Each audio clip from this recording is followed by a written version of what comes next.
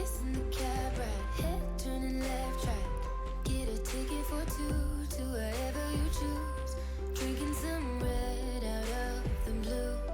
You say my name with your accent, makes me remember how much I missed you. Hope you're planning to stay for a million days. You'll be my summer in December. Hey boy, trust my intuitions always. I'm not superstitious, I got lucky. Stole your heart and it was mine for the taking.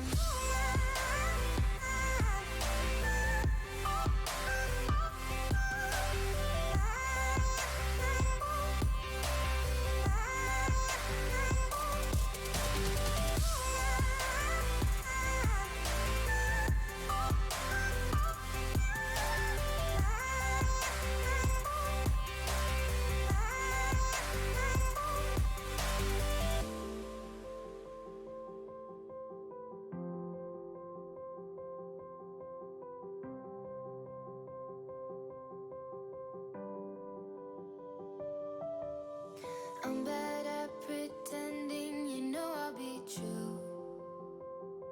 Sunday mornings and midnight lights turn into songs that you watch me write. Stole your sweater on that night, you took a picture, keep by my bedside. So you're mine when you're gone, baby, please don't be long. I got my ticket to the west side. You say my name with your accent, makes me remember how much I missed you. Hope you're planning to stay for a million days. You'll be my summer in December. Hey boy, trust my intuitions always. I'm not superstitious, I got lucky. Stole your heart and it was mine for the taking. It was mine for the taking. It was mine for a million days, in a million ways. Stole your heart and I got lucky. Stole your heart and it was mine in a million ways, for a million days.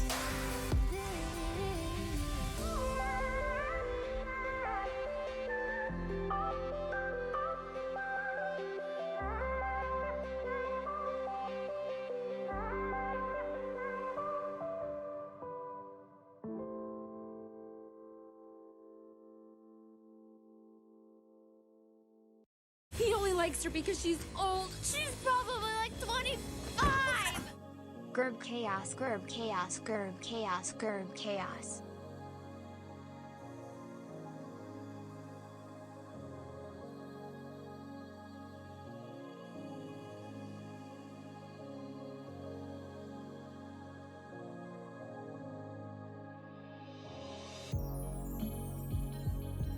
Clouds keep hanging over my head.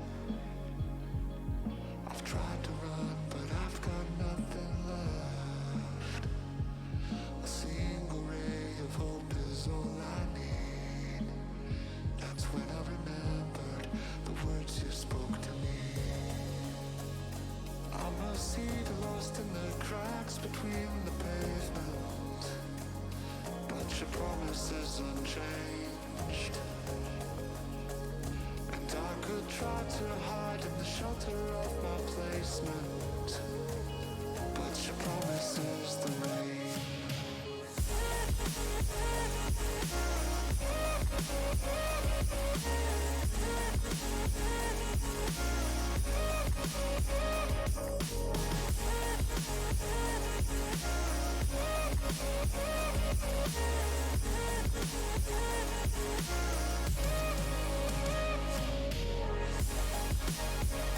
I'm a seed lost in the cracks between the pavement, but your promise is unchanged. Hello, hello, hello. Welcome, everybody. Hi. It's Thursday. I'm very tired. I'm starting a little bit later than I wanted to tonight, but you know, these things happen, you know? It's just the way that the world works sometimes. I had a weird day, interesting day. Not like a bad day at all, just weird. Just, I don't know. Like, just the energy seemed off. I was sort of dragging my feet all day, type of thing. I did get, some things done that I wanted to today, but overall, just weirdness. I don't know what it was. But it's Thursday. We're almost to the weekend. Actually, only about an hour and a half until it's the weekend here on the East Coast. So those of you joining me right now for Late Night Gang, thank you so much for being here. Haley, what's up? It's so nice to see you. Hello. Hi to everyone joining. Hello, hi. Welcome. Thank you, Naray, for the 16 months, by the way. Holy crap. Anyone who's here for like over a year, like, holy crap. Thank you so much for sticking around. I hope that you enjoy your time being part of the Gerb Chaos that you spam there in the message. Weekend hype, can't wait. Yeah, you've all made it to the weekend, almost. You're almost there. Hello, hi. Hello. Welcome. Stream time. We're going to be, I'm excited. Gerb hard poop? Wait, hard poop. Can I interest you in Ultra Late Night Gang? It's 3:23. Oh my gosh. Yeah, you're pushing the envelope then. Speaking of Ultra, there we go. Ultra Instinct Late Night Gang there for you. Hello to everyone joining. Hello. Oh, your tweet from, okay, yeah, the poop tweet, where it's like sometimes you go to the bathroom and it's so intense, you're just like, holy cow. That was my workout. I did work out afterwards, though. Don't you worry. So really, if I want to look at it that way, I had 2 really intense workouts today. So that's the way that it goes. Also, I picked up a package from FedEx that they tried to drop off yesterday, but apparently they needed a signature for it because it like weighed so much, or it was like the package was a certain size. I don't know how that works, but they needed a signature. So I had the delivery rerouted to a nearby facility today instead of having them try to deliver it to me at like 6 in the morning again or something. So we went and we picked it up today, and it was a package from Konami, which I'm actually super excited to show off because I know it's just like, oh my god, I'm getting buried in all the cards that they're sending me. But this is freaking dope. This is like the coolest thing I think a company sent me in a long time. I think the only thing that I've gotten recently that sort of rivals this is the really elaborate, ornate Sifu package that the Sifu devs sent me. So this is very cool though. Here. So came in a fairly nondescript box inside the cardboard shipping box. But then, very nice padding inside. Lots and lots of ornate sort of like silk satin inside. What it is an item celebrating the 5 years that Yu-Gi-Oh! Duel Links, the free-to-play mobile and browser, or well, not browser, Steam game, that is a different format of playing Yu-Gi-Oh! It's a little bit faster, it's quicker if you don't have as much time on your hands. You can play some Duel Links, it's pretty fun. I've been playing it for a number of years now. Not Sifu getting picked up as seafood in the CC. I love the closed captioning. It tries its best.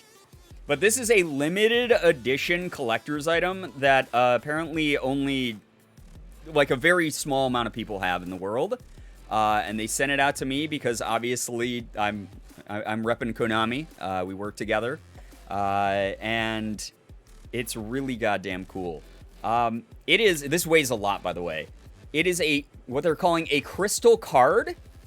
You can see the etching on the side there. It's a crystal card of Dark Magician Girl. Limited edition. Weighs a ton. I want to put it back there, like in the background of the stream, but I don't think that I can fit it. I don't know if I'll be able to fit it or not. I don't know. Like, I'd be worried to put it on, like, the current stack of stuff out there, or back there, because I feel like it would, like, get knocked over. But check this out. It lights up. Isn't that sick? Isn't that dope? It's the original Dark Magician Girl artwork. And it lights up. It's freaking sick. It's awesome. Miss Lush, yeah, Dark Magician Girl.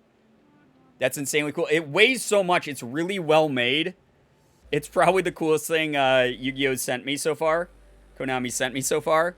you gotta make room. Yeah, I might have to, but I'll feel bad because, like, Hatsune Miku's back there, and, like, you guys bought me Hatsune Miku off of the throne wish list, so I'd feel bad if she got bumped out of the way or something. I'll have to find a way to incorporate this into the background, though. But, like, yeah. So thank you to Konami. I'll put up a tweet about this tomorrow, too, thanking them as well. I just didn't have time to take pictures tonight. But thank you, Konami, for sending me a really dope free product that is a limited edition. You guys know me in collectibles. It's a limited edition collectible. Only a set number of people in the world have one of these. I guess for the 5th anniversary of Duel Links, there's going to be, like, different ways that other people can win some of these. So I don't know if that's participating in tournaments or if it's going to be, like, giveaways on social media like they do sometimes. But a very limited number of people have one of these right now, and it's super well made, and it's like, oh, I accidentally hit the button. It's super well made, and it's so heavy. I understand why they needed the signature for the FedEx box now, but it's dope. It's, like, actually cool looking. And again, the original, like, just, I'm a sucker for original Yu-Gi-Oh! Artwork, and it's something that I got just randomly. They didn't even tell me they were going to send me this. So it was, like, very, very cool to get this in the mail today. Big surprise. Oh my god, I'm turning it on again. Stop. I don't want to waste the batteries. But yeah, so that was a cool thing that I got today. Very, very dope. Hello, everyone joining the stream, by the way. Hello, hi, welcome. Welcome in. We're returning to Stardew Valley tonight. We haven't played Stardew Valley, but, you know, it's honest work, Kokona. We're going to get back onto the farm, do a little bit of, probably not farming, if you guys know me. I'll probably not be farming too much. I'll probably be doing the bare minimum to, you know, grow crops and whatnot. And I'll probably do, like, more cave diving or something, knowing me. Or fishing. Most likely fishing. So we'll see what happens. Are we married? I haven't married anyone yet. So, yeah. Very dope indeed. Yeah. I'm imagining Girbeagly getting a whole deck of crystal cards and trying to shuffle said deck. My hands are too small. My fingers would all break. It would be a terrible idea. That would be very cost ineffective for Konami. I mean, they could afford it, though. Mustinky. Is everyone greeting Lulu together? Hello, Lulu. Okay, cool. Yeah, I'm still gunning to try to get with Abigail, Crabigail, as we like to call her. We'll see if that happens tonight. Probably not. We have, like, I think we only have, like, 3 hearts with her or something, 4 hearts, something. Very low. So it's gonna be a lot of work. But I'm really excited to get back. I haven't played this game in such a long time, and I really, really love Stardew. I do. It's just one of those games that's, like, super chill, and I don't have to, like, you know, I don't know. I haven't, like, I don't have to think when I play it. I just, like, vibe and do whatever I can within each day. And, like, sure, there's, like, some events and there's, like, certain ways of doing certain things, but I'm just gonna play the way that I like to play and just vibe out. So, very, very excited to jump back into the farm and see how things are in the town. But yeah, it's a good time. Marry Dr. Harvey. I honestly, this is probably gonna sound stupid, but I didn't know you could do that. Ended up marrying Sebastian. He's like a community favorite. People love the emo boy. Mia-chan, hello, hi. Glad to catch a stream. Glad that you're here as well. Welcome. Welcome to anyone joining tonight. Late night gang farming. Late nights on the farm, as we used to call them. Haven't done one of these in a very long time, but this game's dope as hell. Very, very fun. If you've never seen it before, it's like a good mix of, like, old school Harvest Moon with like survival crafting style games without having to worry about survival. Like, you can't, like, die per se in the game. You can get knocked out if you're cave diving or if you run out of time on the clock, but you can't, like, really lose the game. It's like, tackle it at your own pace game. I love those types of games. And there's a million things to do. It's very, very bad for my ADHD because I want to do everything all at once. It's my weekend, so I'm having some drinks. Vibes are needed. Thanks. Yo, 12, I'm glad that you're here, and I'm glad that we can provide some vibes for you as well. Enjoy the early start to the weekend. As I said at the start of the stream, we're about an hour and a half out from East Coast weekend time. So congrats to everybody making it through. We're doing it. We're doing great. I'm proud of all of you. So yeah, gotta love the emo edgelord. Yeah, I mean Sebastian's dope. Like we can definitely be friends with him, but my character, she is going for a crabigail.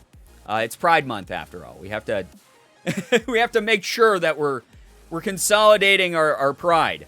You know, Stardew is a game you can play the right way, or you can vibe and play the true right way by just enjoying the game. Exactly, Luna. Exactly, anxiously, Luna. I agree with that entirely. It's one of those games that there's like guides and you can like min-max and like do things super fast and a certain pattern and order and whatever. But it's just one of those games that's like very, very fun. Does your character still have that special name? Girbeagly? Yeah, Girbeagly is the name of the character because chat elected to have that be the name. I was trying to go for like Garblethorpe or whatever the hell I had come up with, and we almost went with that, and then chat vetoed me, and then they went with Girbeagly. So that is still the name of the character. But she's, you know, she's farming, doing her best to farm along, survive in Stardew Valley, make some friends. So, yeah.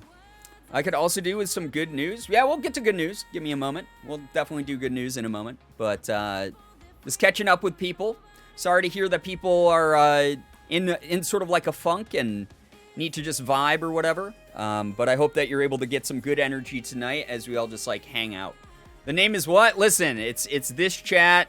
They got Miss Lush. Anyone new here? You'll learn pretty quickly that there's a couple jokesters in the community. Some funnier than others. But, you know, everyone, here's the thing. This is my thing. Is, there are people here who, regardless of what happens, what the context is, will always try to find a way to sabotage whatever is going on. We could be playing the most serious game, a main character's dying, giving their death monologue. They'll be like, oh, pass on the pendant from my mother. And someone will be like, not the pendussy, or something like equally insane. So that's basically all you gotta prep for at any given time. Falcon, what up? Hello, how we doing? We're doing okay. It's been one of those, it was a weird day. It wasn't like a bad day. But it was like a weird day. I'm kind of tired, and I don't know why, because it's only 10:30. I think it's because I started working out again after taking like 3 days off. So I'm like, whew. You know, like, I kind of knocked myself on my own ass. So we'll see what happens. Just trapped stand-up comics. Well, like I said, some of you are funnier than others. So some of you shouldn't quit your day jobs. Here's the other thing. Okay, so I made a tweet about this earlier about, like some people will, yo, what's up, Mars? How we doing? 59 damn months. Been a minute indeed. I hope you're doing well. Thank you so much for being here. Here's the thing. That I made a tweet about it, whereas like there's some people in the world, this didn't even have to do with my community. Like this wasn't like something I saw and I was like, oh shit, I gotta like talk about this because of my community. It was like, again, most of my tweets are not subtweets at you guys. I hope you realize that. Like, the whole thing about this community is, like, we're pretty chill when, like, boundaries need to be set and stuff. Like, I'll call people out directly. It's like, I'm not afraid to do that type of thing. Yo, Harper, thank you for the 21 months with Prime. I appreciate that. Thank you very much. I know you only get one of those a month. Thank you for using it here. But it was like, I absorb, you know, the vibes from other people's communities a lot, and I observe what they're up to. And there are some people out there who can't believe you called me specifically out in your tweet. That's right, Mars. It's all about you always. But I was tweeting about this over on alt. And there are people out there in the world, and if you're someone who does this as well, you know, like, it just happens sometimes. But I'm going to offer some advice up as well. There are people out there who feel the need to take a joke and only use that joke for, like, months, like, weeks, months, years at a time. where their humor does not evolve past that joke, even when nobody else is laughing around them. Everyone is just like, okay, why did you like insert that randomly, artificially, like forced, like square peg into a round hole type of joke in this situation where it doesn't make sense? Or like, aha, we've heard this joke from you 25 times this week. Like, those types of people are out there. And I'm not calling out people here in the community, like I said. If you feel called out by this, that's on you. I can't control who feels called out by this. That's on you. But this is just from observing other people's communities. I see this all the time. And there's just people out there who just try to force it. And there are times I see them confronted, or people will ask them like, hey, why are you making the same joke 55 times in a row? And no one has laughed for the past 50 times. And people are like, well, I want to like be part of the conversation. I want to joke to like, you know, break the ice around people, or I want to like joke to be relatable or something like that, or like making people laugh makes me happy. And my best advice, just as someone who's like, I am not comically intelligent. I'm not a comically intelligent human being. I just say fucking insane things on stream, and some people find it very funny. But I have just as many misses as anyone else out there when it comes to jokes and things like that. But it's like something that, if that's the way you feel about it, you don't have to only communicate in jokes. There is a whole wide world of emotions and approaches and conversational building blocks that are not based only around humor. And it is okay to engage with each other without always having that approach. I guarantee you, as someone who, again, I don't set up jokes very often because I'm fucking stupid. But, like, you don't have to. Like, if I want to enter a conversation, I'm not going to, I'm not going to force the joke, you know? I'm not going to force myself to come up with something to try to feel like I belong more or something like that. But yeah, it is one of those things where, like, I hope people keep that in mind, more not as like a knock against anyone, more of just a reminder that, like, you don't always need to be in comedian mode, class clown mode, whatever it is. Like, sometimes life calls for that, and it is necessary for you to do that. Like, I know that was the only way I ever made friends and had people stop picking on me when I was in school, was I was a class clown. If I could make everyone else laugh, they wouldn't point and laugh at me. Those types of things happen. But also, especially for those of you who are adults, we are in a society. We're in a society where that's not always necessary. Sometimes people just want to chill. Sometimes people just want to talk. Sometimes people just want to conversate about whatever. You don't always have to be forcing the humor, if that makes sense.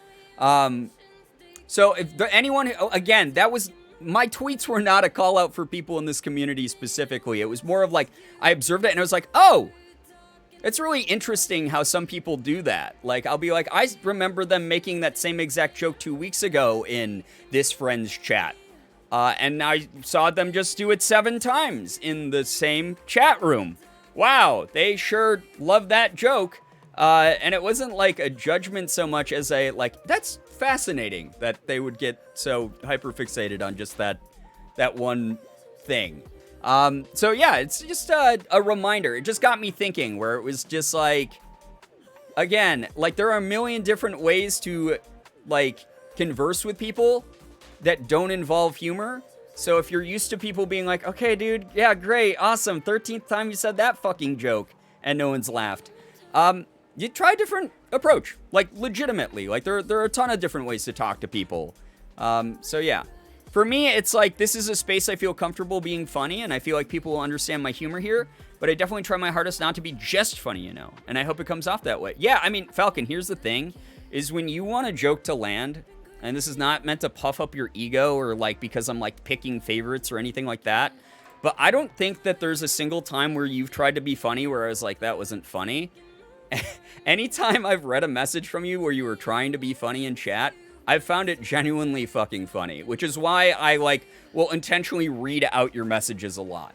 And that said, like you said, there are moments that we have, like, serious times here, or even not serious times, when people just want to vibe and be like a regular person and not the class clown, where you've, like, you've contributed to the conversation in ways that is very, like, meaningful or even just benign and, like, normal.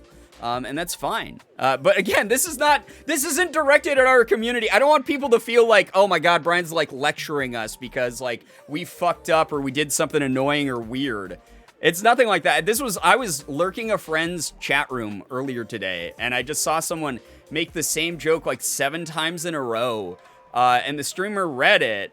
And they, like, laughed, like, 3 times, and then after that, they either skipped that message on purpose, I could tell, like, their eyes would dart to chat, and then they wouldn't say anything, or they would read it and then just not react. They'd be like, oh, yeah.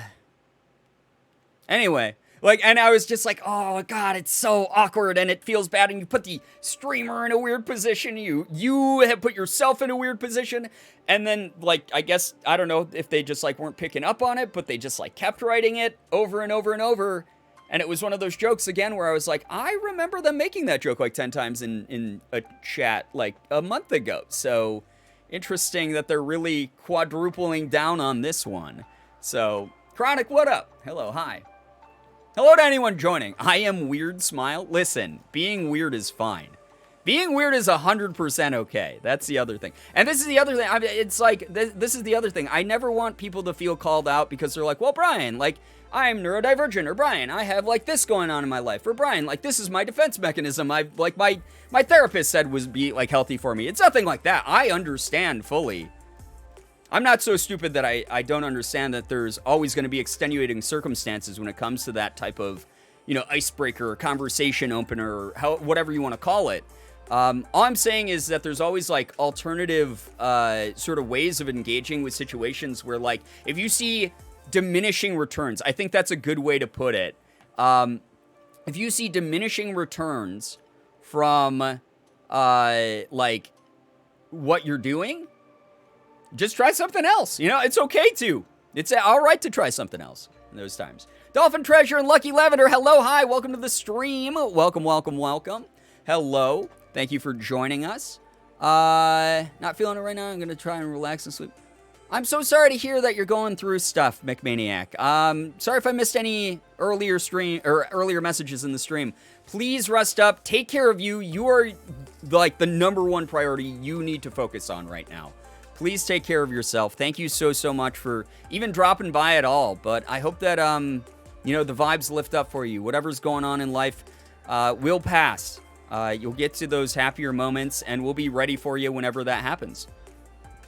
Definitely times and places to be funny, and I know it's harder for some to be able to read when it's appropriate. Exactly.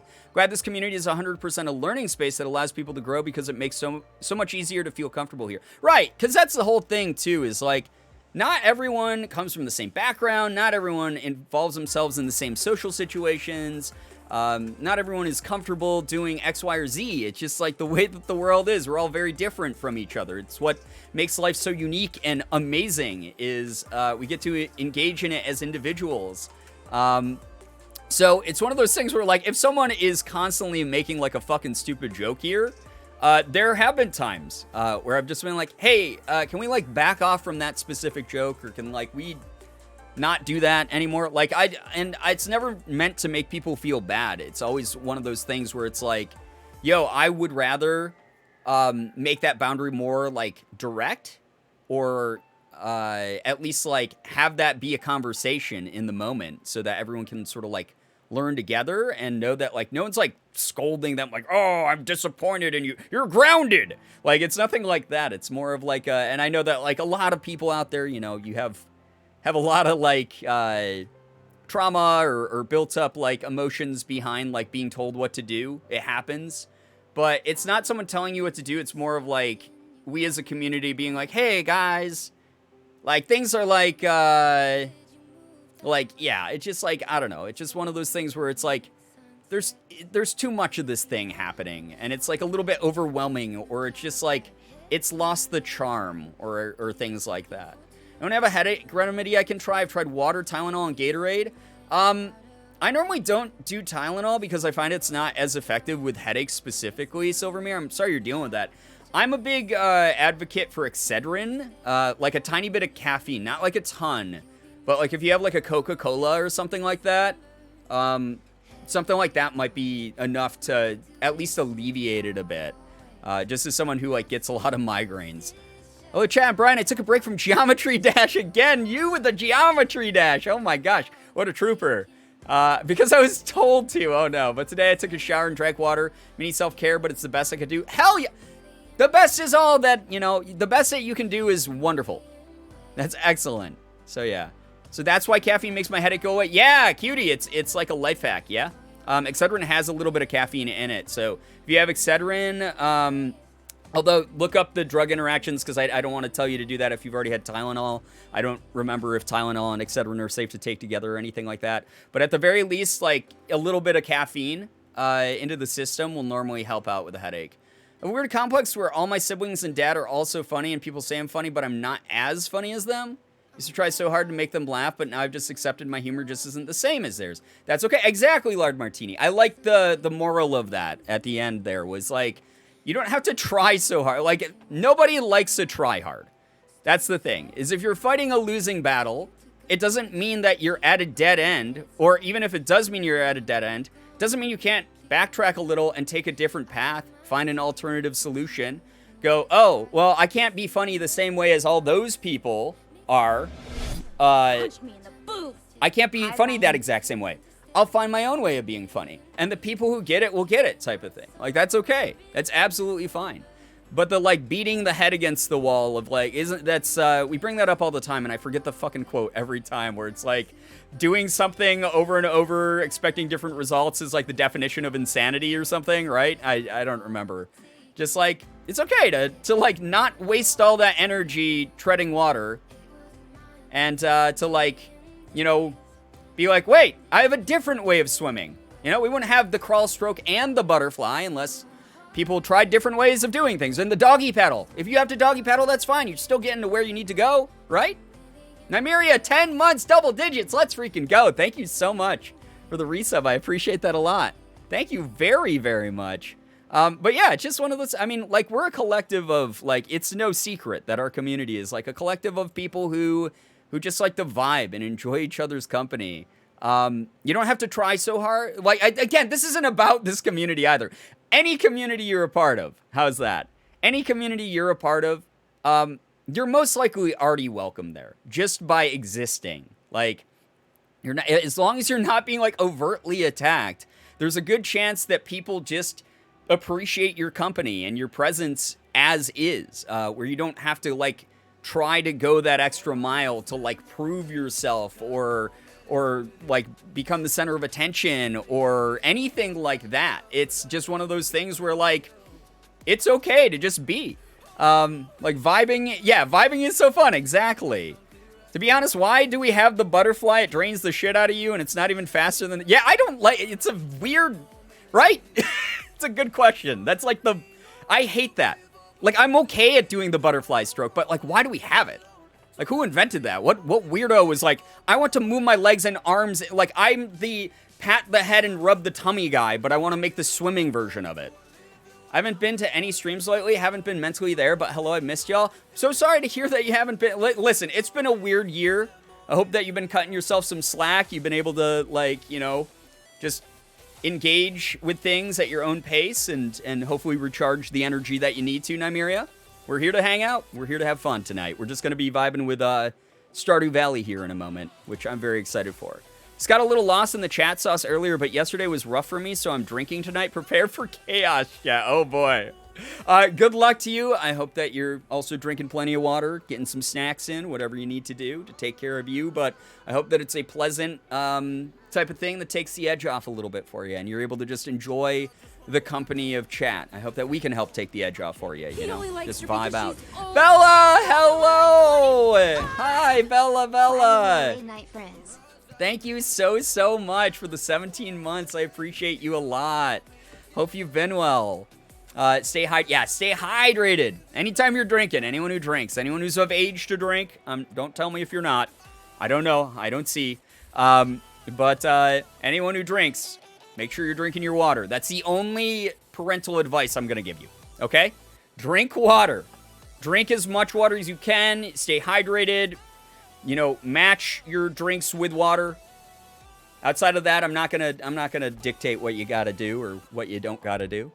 But take care of you, Went to the dentist today. It was hell. I hate the dentist. I hate the feeling of the buzzing tools on my gums. I was trying and failing not to squirm in the chair, but I got through it. You got through it! Hell yeah. Also, good news. A couple people were asking for good news in the chat. Do you have it, chat? If you do, please share some with me in the chat. And keep in mind, I won't be able to read all of it, so make sure that you're lifting each other up, celebrating each other's good news, encouraging each other, saying congrats to each other. Please, please. I'm gonna snort some food before I debate doing art stuff or playing games while I lurk. Torn between Destiny 2 and League, just ARAM. And working on my D&D character rough sheet. Damn, multitasking. Good luck figuring out what you want to do, Lucky Lavender.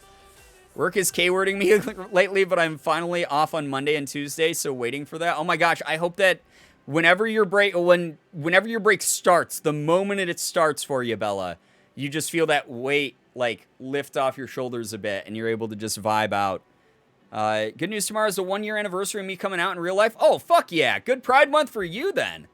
My mom gave me a few art supplies. She got us samples, and I ordered some more sample supplies that are supposed to come tomorrow.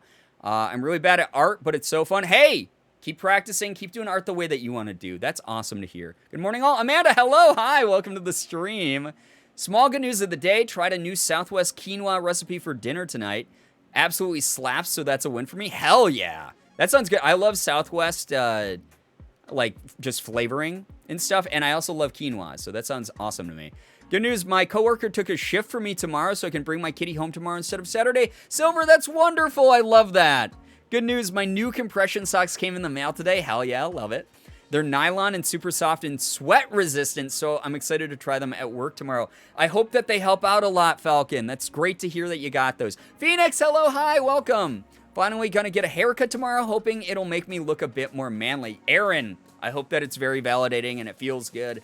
And if not, I hope that there's a way to, touch it up. Maybe have someone else do it if it doesn't come out the way that you want. But I hope that it's something that comes out really, really great for you. That's wonderful. I haven't gotten a haircut in a long time, as you can tell. Thank you. I am going to be taking a very strong edible laying in the pool. I'm so excited. Bella, that sounds like a really chill, fun time. Good news, I had a new kitty who is currently napping in my lap. Wait, I got to read that. And about to finish a fun, successful fair session for its first ever run. Hell yeah, that sounds great, Andy Bumblebee. Helping my auntie foster some kittens this week. A lot of cat news. What's going on? I love it. I'm not working. I'm tired, but they're very cute dumpster kitties. Oh, little babies. My therapy has been going well. I got more sessions scheduled through July. I'm super excited. It's been going so well. 3 sessions in, and I've already set a boundary with work to help out my anxiety. Lucky Lavender, I'm so glad. That's the number one thing I think that people don't realize is therapy is one of those things that yes, it helps you handle crises. Yes, it helps you handle deep-seated, emotional, hardcore, repressed traumas, things like that. But it can also just help you in your day-to-day life as far as how to set a boundary, how to speak to people appropriately, how to do X, Y, and Z. Just look at the world through a different lens, essentially. I'm so glad to hear that you're having positive results with that. That's such a huge step for anyone. That is seriously wonderful to hear. So many kitties. Yeah, so many kitties. My cat's napping with me too. Look at the kitties go. Good news, was able to fix my parents' sink, dishwasher, and ice maker. I feel like a handy god. You sound like one. Damn, Pet of the Century. That's great. Good job. Sarah, thank you for the raid. Welcome. Hello. Welcome to the stream. What were you up to on your stream, Sarah? Let us know. Silver, I'm glad your cat is doing better now. That must have been scary. Yeah, always a scary thing. Whenever there's any sort of issue with a pet. A friend of mine, her dog just was diagnosed with a tumor of sorts. So, sending good vibes her way, and anyone who's lost a pet or had to deal with a pet health scare, it's always one of those things that makes you really tense and it's very overwhelming. So I'm glad to hear that things are going better for your kitty, Silver. So yeah, To be honest, I mispronounced quinoa till I saw Insidious 3. I feel it's a bit odd. I hadn't heard the word pronounced till having watched aforementioned movie. Yeah, I mean, especially because it was like a trendy superfood for a while. Good news, I've got a chiropractor appointment on Monday, and it's going to be a fraction of the cost of my old chiro because I met my deductible. Let's go, Chronic. What a good feeling. Too bad that I wish that you didn't have to, right? American healthcare system is a scam, but not much we can really do about it, which sucks. Making me tear up. I'm so happy I'm finally tackling my anxiety and childhood habits and trauma. I'm so glad to hear you're getting that help and that it's going well for you, Lucky Lavender. Playing more Lego Star Wars. We're also raising money for the second year in a row for an indigenous charity. I'm super stoked. Raised $200. Hell yeah. Way to go, Sarah. Quinoa isn't an intuitive word. It's really not. It's actually one of the most unhinged words in the world. My kitty got a rabies shot yesterday. I didn't realize they did that one on their legs, so I was really confused when she wouldn't let me pet her leg. Oh, one of her favorite spots until I looked it up. I feel so bad knowing it was probably hurting her. There was no way that you could have really known. I'm sure the kitty will forgive you, you know? Love grains so much. I feel you on that one, Lulu. Any small little thing that cooks and expands makes my serotonin go crazy. I mean, I won't lie. I definitely have like a weird love of like small grains, like small grain rice, like what are those things called, like pastinas that are in like Italian soups, like Italian wedding soup.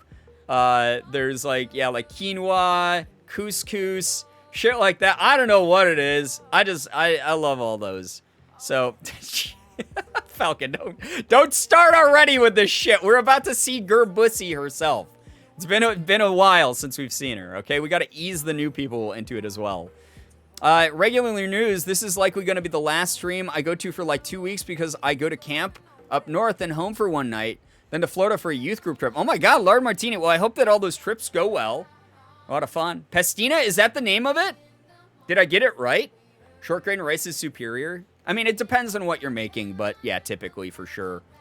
I've been working crazy hours recently, so I think I'll head out, but I'm glad I was able to catch part of a stream for the first time in 2 months. 7, I hope that work's going well for you. Thank you so much for dropping by to say hello. We appreciate it a lot.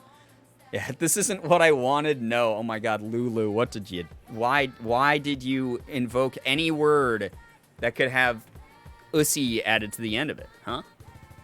Quinoa is one of the few grains besides rice that doesn't upset my stomach, so it has a special place in my heart. I love quinoa, and I'm glad to hear that people are able to enjoy it even if they have, like, food sensitivities and stuff. Have you ever tried millet before? Yeah! Oh my god, I actually love millet. I won't lie. Okay, so this is like... Alright, this is like corporate sellout, shilling, whatever you want to call it. I know kind bars are not the healthiest thing in the world. I know that they're not like everyone's favorite, like, thing. They're kind of overpriced, if I'm going to be honest, especially for what you get. Kind of the only time I ever really eat them is when they give them to you on the plane. I think, like, Delta gives them to you. So anytime I've flown Delta, which has been a lot, they give you a quinoa, or not a quinoa, they give you a kind bar that's made out of, like, quinoa and a number of other types of grains. But I fucking love the millet in the kind bars. There's millet in the kind bars, and there's something, like, texturally really satisfying about the, like, crunch that they have. I don't know what it is, and they taste really good. I don't get it. My coworker eats millet every single day, and I've never heard of it until I met her, but it's good. I love it. Those bars can break teeth. Yeah, some of the kind bars, like, if they've been sitting next to something cold for a while, they're, like, really tough on your teeth. They're so good. Yeah, I know, they are so good, but they're, like, really fucking expensive for what they are, right? I like them a lot, though. It's, like, it is one of those, like, oh, man, like, none of the other brands quite do it like kind bars. Honestly, haven't had quinoa since, like, middle school, probably because I hated it then. Maybe I'll try some. I mean, they have so many good, like, even prepackaged, like, quinoa. It will be, like, quinoa with, like, rosemary and, like, garlic oil or something. Tate, what up? Good to see you here. Welcome to the stream.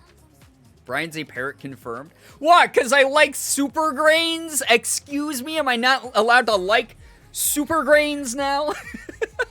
I really like whatever the dark chocolate chunk Kind Bar is made out of. First of all, they're not even that bad for you for something that tastes like a fucking candy bar. They taste like a candy bar. They have all the weird little, like my neurodivergent brain is like, ooh, like every time I, like, bite into a Kind Bar because of all the insane textures in them. And they taste good. They taste like a candy bar. They're like, I don't know. Something about that crunch. Super good. American Airlines usually gives nuts or Biscoffs. Yeah, American Airlines and United give Biscoff and wait, no. United stopped giving out peanuts. They give out the pretzels. Stella's Pretzels, which are a woman-owned company, which is pretty cool. Never liked quinoa when it was cooked. I think that, like, that's fair. It's not one of those things that, like, anyone has to like. It's not, like, the most common ingredient in things, so that's totally fair. But when it's prepared right, it's mwah, it's so good. Punishment Code, what up? Hello, craving the crunch. Love that crunch. What? They're in the garbage bag area, under the sink. Yes, you are welcome. We bought new garbage bags today because we actually finally ran out after 55 years. So Morgan was asking where they were. I wanted to say thanks for keeping up with the VOD channel. I'm doing my best. We're only, I think, like a month behind now. I started uploading when we were, like, it was lined up pretty much with the schedule. And then I fell off, like, really hard on the VOD uploads. And the VOD channel ended up being, like, 6 months behind. So the fact that we are now only about a month behind on the VOD uploads is pretty impressive. I have to say, I'm, like, very, very impressed with myself. That we're, like, a month and a half-ish behind. And that's it. Sometime soon, we'll be lined up directly with the stream upload. So when the VODs go up here, they'll have to be live here for 24 hours just because of my contract with Twitch. I can't upload onto any other sites until like 25 or 24 hours later. So, at some point soon, though, you'll be seeing like the VODs being uploaded in almost real time, which is really neat. Girbeagly? Oh my god. What? Because I liked seeds and grains and superfoods? I saw a TikTok the other day joking about how on airlines, when they hand out cookies and nuts to everyone, it becomes a plain white adult snack time. Like they're kindergarten class. It's true, though, and it's like a nice break. Like I always take my earbuds out. I'll like pause whatever movie I'm watching. I love the crunch of puffed rice and desserts. Oh, Bella, you're speaking my language. Rice Krispie treats slap. Oh my god, one of my favorite snackies. So good. I'm always that person who's like, can I have one of each when they ask? And I do like that, since we just flew for vacation, I do like that now they give you, I'm guessing because of COVID protocol, instead of sharing a can and only giving you like a cup's worth of drink, they give you the whole can now. And I'm like, yeah, this is where it's at. Can is cool, what up? Thank you so much for the Prime for 29 months. I appreciate that a lot. Thank you for the support. And also, just basically, airlines are also cheapskates. And like, for how much you fucking pay for a ticket to travel via air, like they better be giving you both snacks when you ask. When they're like, do you want salty or sweet? And I'm like, can I actually have can I have the Biscoff and the pretzels? And they're almost always like, yeah, that's fine. And they better be giving you that full can of soda. I feel y'all will appreciate that the mix of teas I used tonight with sugar and milk tastes almost like bubble gum. You're just drinking bubble gum. That does sound like something the community would like. Kind of crazy how like 90% of the population all likes the same food to the point they can put it in restaurants and it will sell regularly. It is pretty wild. And honestly, it's kind of cool when you think about it. Like food is one of those great unifiers, in my opinion, where like food transcends like borders and histories and things like that. And, you know, it's kind of cool to share foods and cultures. I just love it. It's like a universal language of sorts. Maybe part of the reason like I like cooking and stuff, you know? One is never too old for a snack time, Phoenix. I love that, yeah. All I remember about kindergarten is animal crackers, Elmer's glue, and hand sanitizer. Good news again because Brian didn't see it. Tomorrow's my birthday. Yo, Nymeria, happy early birthday. Say happy birthday or you'll force my hand next stream to gift many, many bits. Why would you do that on your birthday? That doesn't even make sense. Thank you very much for being here to share part of your birthday energy. with us. We will be streaming tomorrow night if you do decide to make it. Otherwise, I hope you're busy with like your own plans and like, resting up, relaxing, going out, doing whatever it is that you're deciding to do. Food and Pokemon Go in 2016. Damn, what a combo. Speaking of Pokemon Go, Pokemon Go is the next special set of Pokemon cards. The next special collection that they're releasing between like their main sets. They're doing Pokemon Go style cards, which is really freaking cool. And I can't wait to open a bunch of them. I'm very, very excited. I already pre-ordered like a bunch. Food is my love language, both making food for other people and enjoying something someone else made for me. I feel you on that one, Bella. I'm the same way. I'm the same sort of energy. Is like if someone like buys me a meal, if someone buys me a drink, if someone cooks for me, if I get to cook for someone, if I get to buy someone else a drink or food, that's me being like, you are great and I appreciate you a lot, you know? The three genders, animal crackers, glue, and hand sanitizer. As is taught in health classes across the world. Fizzy Ferret, hello, hi, welcome to the stream. Friend is having a bonfire for me and another friend of ours because their birthdays are a couple days apart. I love that, Nymeria, that's lovely. That's something that, like, it really sucks because we've never actually gotten to do this quite yet. But Mika and Morgan's birthdays are just a couple days apart. I'm pretty sure Mika's birthday is August 30th and Morgan's is August 28th. And we're trying to, we've been trying for years to, like, get together, and Ethan and I, celebrating both of their birthdays at the same time, and we just kind of haven't gotten the chance to over the years. Because I think the last time we were all together for Morgan and Mika's birthdays was we were in Seattle for PAX West, so we were all doing work at a con basically. The Mewtwo on the Pokemon Go trainer box is dope. Yeah, Naray, the designs are actually dope looking, seriously. So. Hey, what up, Nettles Marie? Hello. Today I learned Snapchat filters work on my cat. Yeah, it's so funny. They designed a bunch of them to work on the cats. A lot of the TikTok filters work on cats now, too, which is really funny. My bestie's birthday and my birthday are 2 weeks apart. Oh, hell yeah. It was meant to be then. Morgan, Mika birthday bash. Yeah, Ethan and I really want to try to, like, do, like, a joint birthday party where we, like, invite over...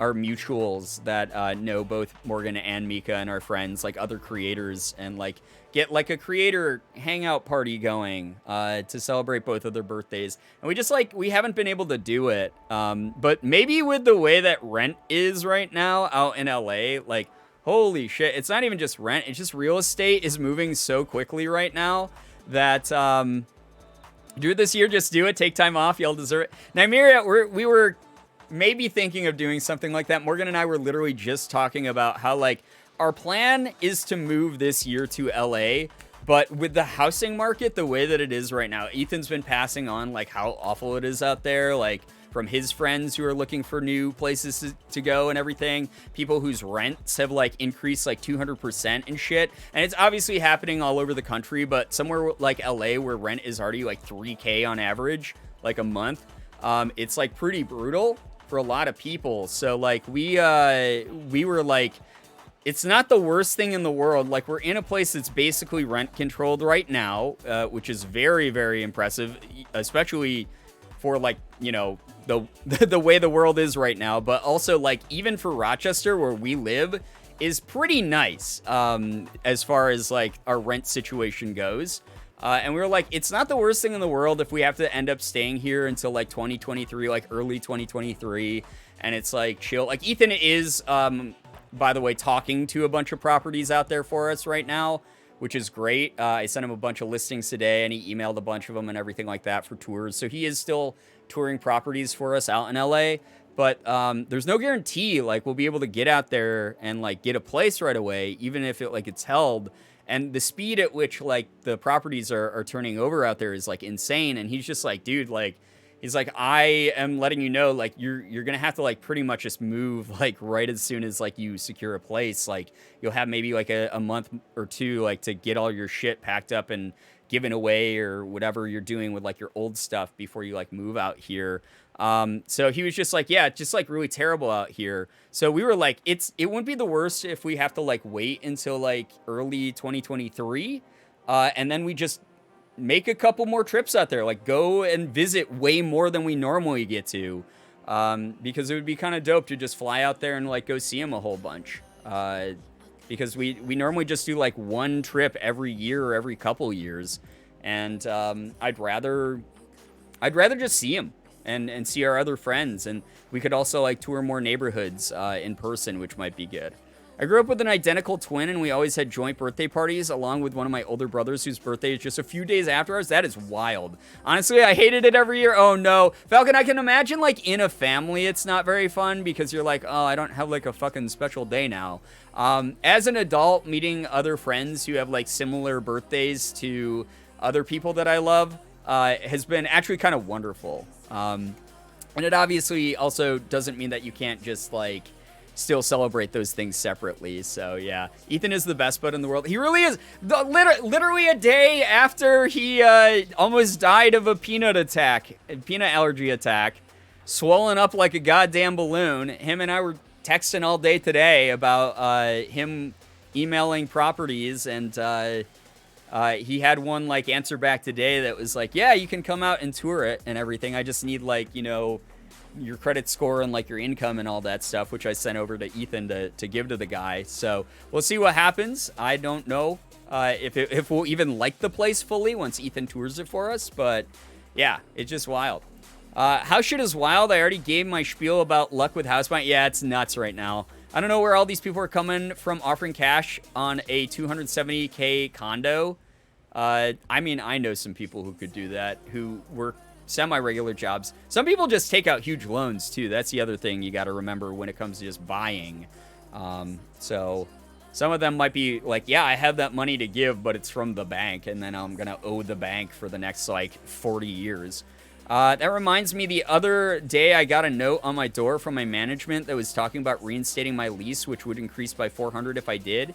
Oh my god. But the way that they stated it was, if you choose to renew your lease, we are pleased to offer you X dollars rent, as if it was a gift to increase my rent that much.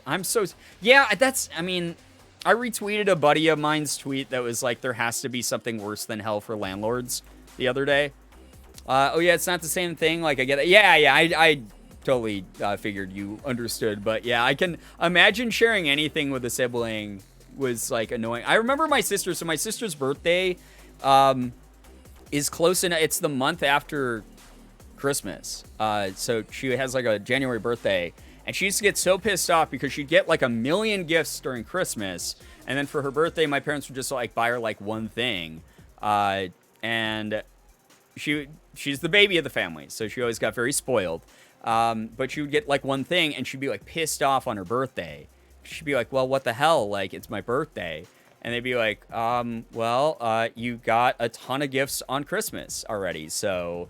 and that was just the way, like, growing up, she would always get mad on her birthday because of that. Meanwhile, I was like, oh, dude, I don't care what people give me. Like, the fact that anyone gives me anything is, like, kind of dope. So, yeah. My mom's landlord is willing to sell her the house she's living in for super cheap because he just wants to get rid of it. So, fingers crossed she gets it. Yo, that's a dream scenario, Nymeria. That's wonderful. Imagine sharing a face since birth. Oh, my God, yeah. Falcon, I can imagine a lot of interesting perspectives mixed up in that, for sure. My fiance's birthday is right after Christmas, so they never get birthday gifts. Yeah. Hello. Yo, what's up, Sky? Welcome to the stream. Same as Tyler, month from Christmas. Never forget that now because of that one Ice Bucket video Mark did with Tyler and Ethan. Yeah, so same type of scenario. It's just my sister as a kid was very much like the spoiled baby of the family who, like, kind of, you know, she would whine about literally anything just because she was the baby. So, yeah.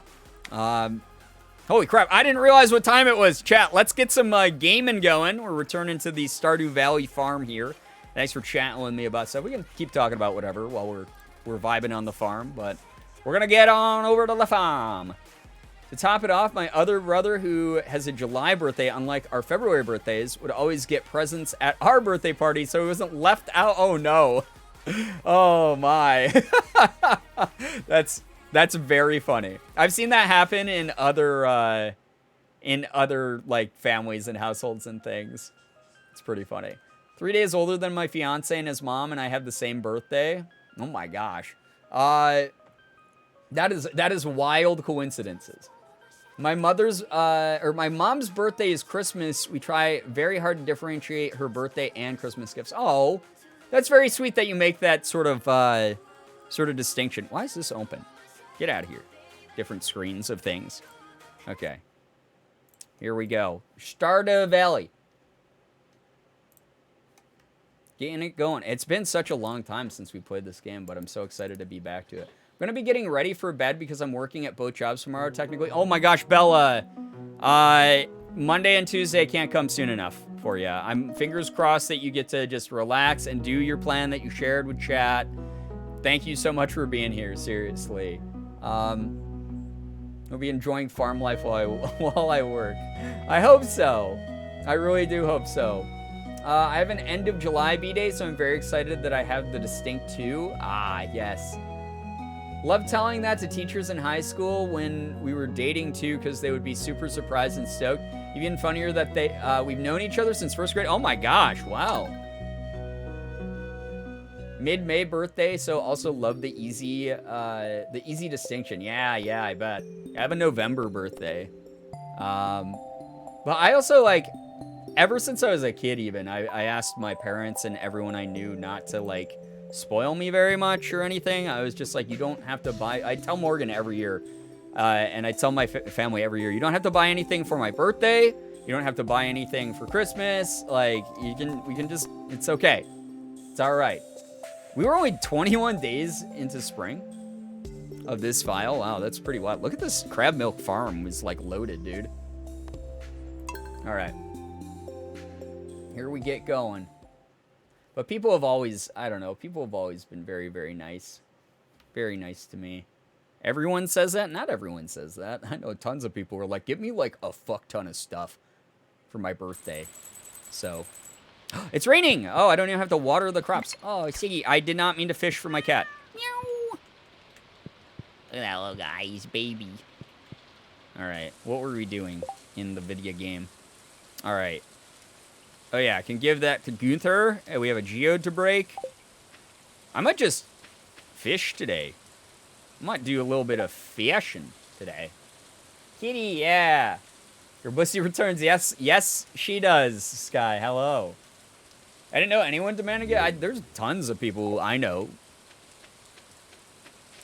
This year, I literally only require a cake with that scene from SpongeBob on it that says, you know it's funnier than 24. 25! Oh my god. Love it. Classic. I'll never not fish for my cat. The easiest catch of the day is you just dangle a string in front of them. You don't even have to put bait on it, and they'll grab it at some point, right? That's the way that cats are. Just the cat life. All right, fishies. Any day now. Gosh. Oh, and it's newspaper. Okay, I think that Gunther's opens at 9, right? 8 or 9? I don't remember. Will you cat for your fish? Remember the show Catfish from back in the day? Oh my god. That's what you meant by Girbeagly. Yeah, chat named this character that. I wanted to go with Gumplethorpe or whatever the hell I had come up with. So, I always accidentally fish and or water NPCs trying to interact with them. It's funny in game, but imagine doing that IRL. Just swing a fishing pole at someone while you're they're just like, hey, what's up? How you do? Whoa! Hilarious. Incredible, honestly. All right, Sneeweed? I'll sell the Sneeweed. Gumplethorpe. Thank you for chat remembering what I tried to name it more than I did. Oh my god. You're welcome, Smile. Yeah, chat vetoed Gumplethorpe. And I thought it was a great name. And then we got stuck with this generic meme name. Why are we only getting newspaper on our own farm? Can you not get fish? Oh, that's right. Your own farm, you can't get actual fish. I'm actually... slay chat. I'll slay chat. How's that? I'll turn around the emphasis on that sentiment. Classic chat. I mean, they are classic chat. Always chatting. As they do. Ooh, look at this. I'm getting flounders. free stuff. Sweet peas, right? No, these aren't sweet peas. They're daffodils. What am I saying? Inspiring name to give my future child, Gumplethorpe. I'm here to inspire, chat. You know that. Oh my god. No. Not that. Not that, Falcon. My humor is generic, so this is perfect. Oh my god. Kerbussy will never die. Well, you can't die in this game, so that's kind of the only part of it that really tracks there. It was always the cat's blanket. That's true. Oh, for my cat's falling asleep on my blanket. Guess it's his now. Yeah, I was going to say, just as a general rule, anything that your cat claims is always the cat's from that point on. There's nothing different that can be done about that situation that would make that statement untrue. All right, let's break a geode. Let's get going. Process geode. I always try to put it here. Why do I try to put it in the hearth? The hearth. I don't know why. Instead of just giving it to this dingus. The cat owns all. It's very true. Vodvat, hello. Hi, welcome to the stream. Hello. Is this Penny? I'm going to go inside. I just wanted a quiet moment. That's Poggers. See ya. If you can't die in this game, then where's the sense of danger? You don't need one in every game. This is a good just chill out and vibe game. I love it. All right. Sea stuff. Boinko? Down there. Actually, wait. No, we have a starfish up there, I think. Give me that. Put it back up there. That looks fine. I don't care. Generic Glittergoth, hello. Hi. Hope you're doing well. Felix has perched himself on my chest, so I guess he's claimed it. Oh. Claimed you is what it was. Say cat. Falcon. Oh my god. You guys are just, I don't know. You're goofballs. You're kind of like mind goblins, you know? That's the way that I feel about a lot of you here. You're mind goblins. Wait, where's my hoe? Here it is. Ooh, a dried starfish. I want to live in a constant state of fear and sadness when I play games. I mean, there's so many games. Just play literally any Dark Souls game. You know? Gobbling up these brain cells. I was truly hoping someone would fall for that. Kikones! Kikona. Kikona. Hello, hi. Kikones. Hope you're doing well.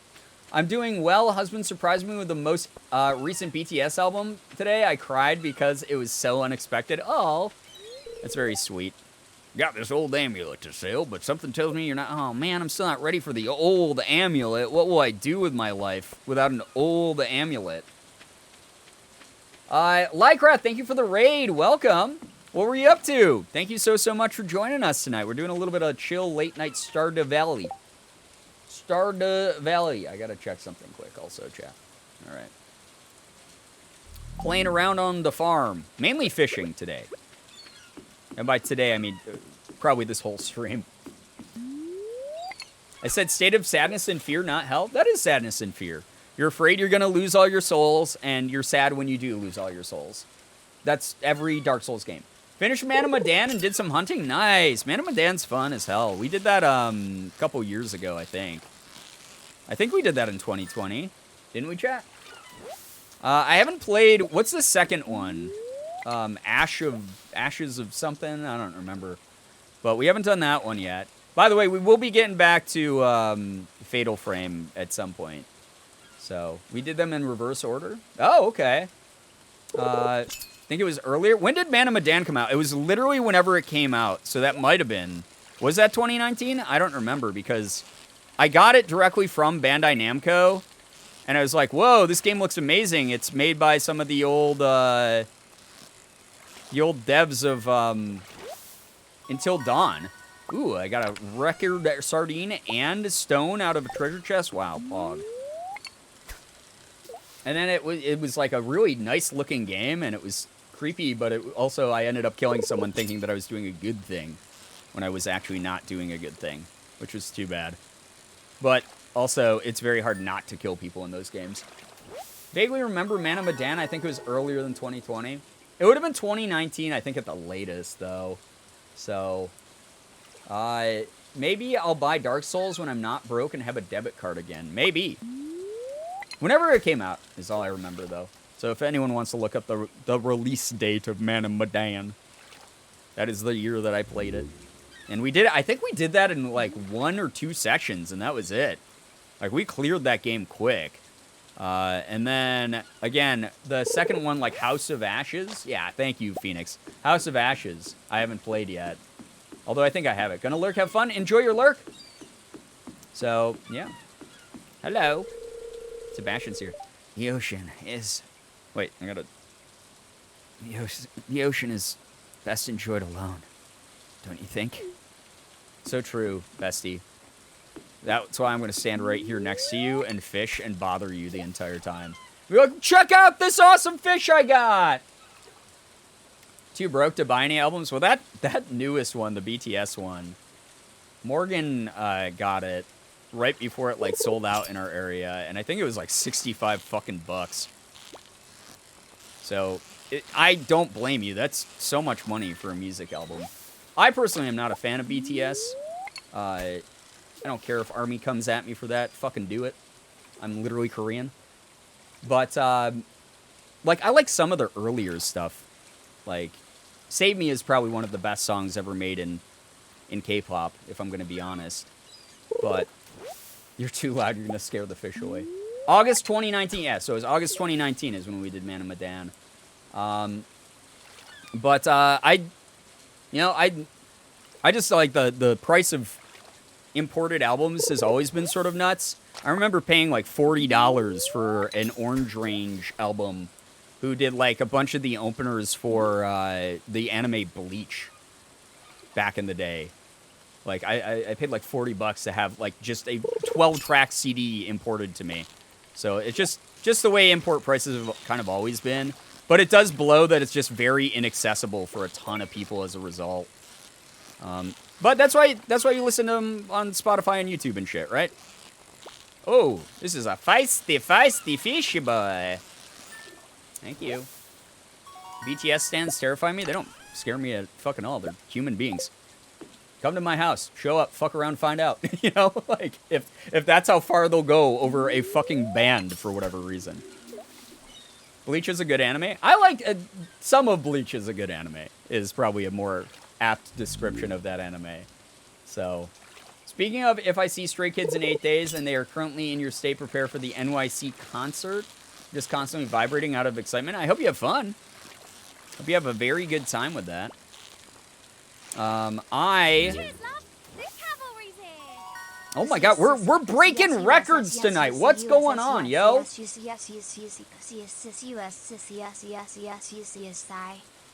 You did warn us that you were drinking.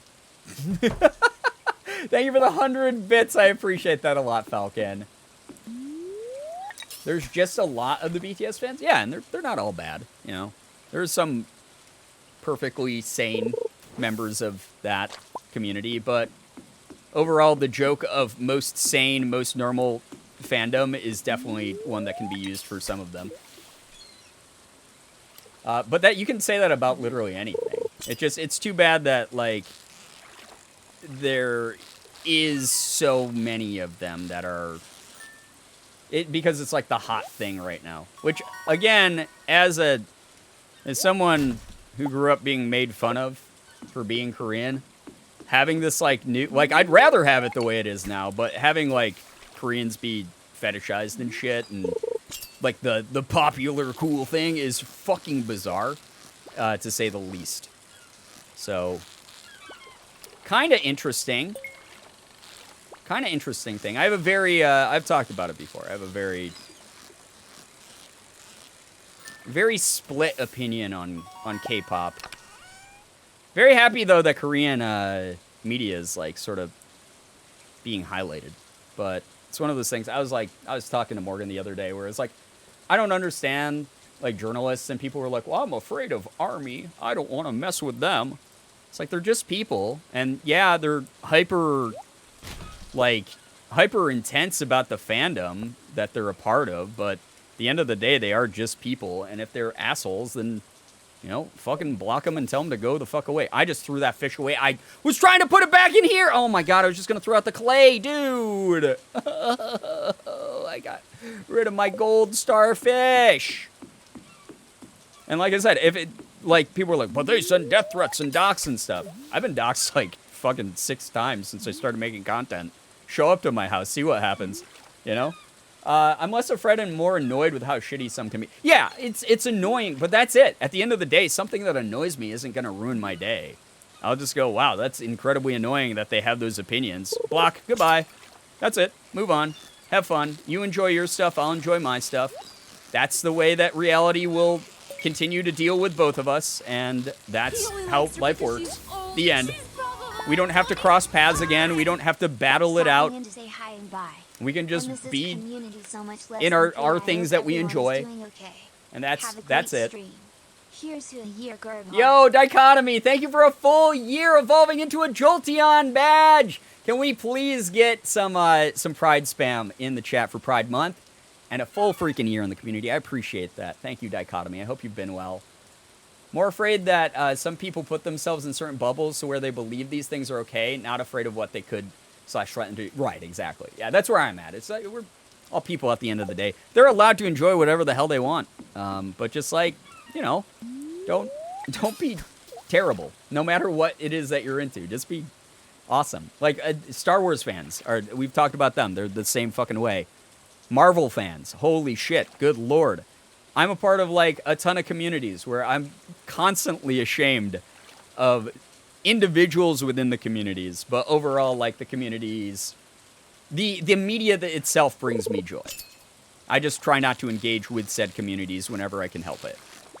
Just because, why give yourself a headache? The onus shouldn't fall on you to have to engage with those types of people, you know? It just is what it is. You vibe. You find the things. Why do you have a rat emote? Do you own a rat? I don't own a rat, Hooves. I have a rat emote because it is our amazing Pride emote. If you enjoy it. Brian owns chat. Yeah, we used to be called the Rats here. We used to be the Rats. We've had a couple name changes over the years. Not all Star Wars fans are bad, just mostly the Disney. You're literally proving my point right now. I hope you realize that. It's one of those things where you can just be like, yeah, sometimes like people in any fandom are crappy, including the Star Wars one. You're like, hey, not all Star Wars fans. Listen, if you feel called out, that's more on you than it is on what I said.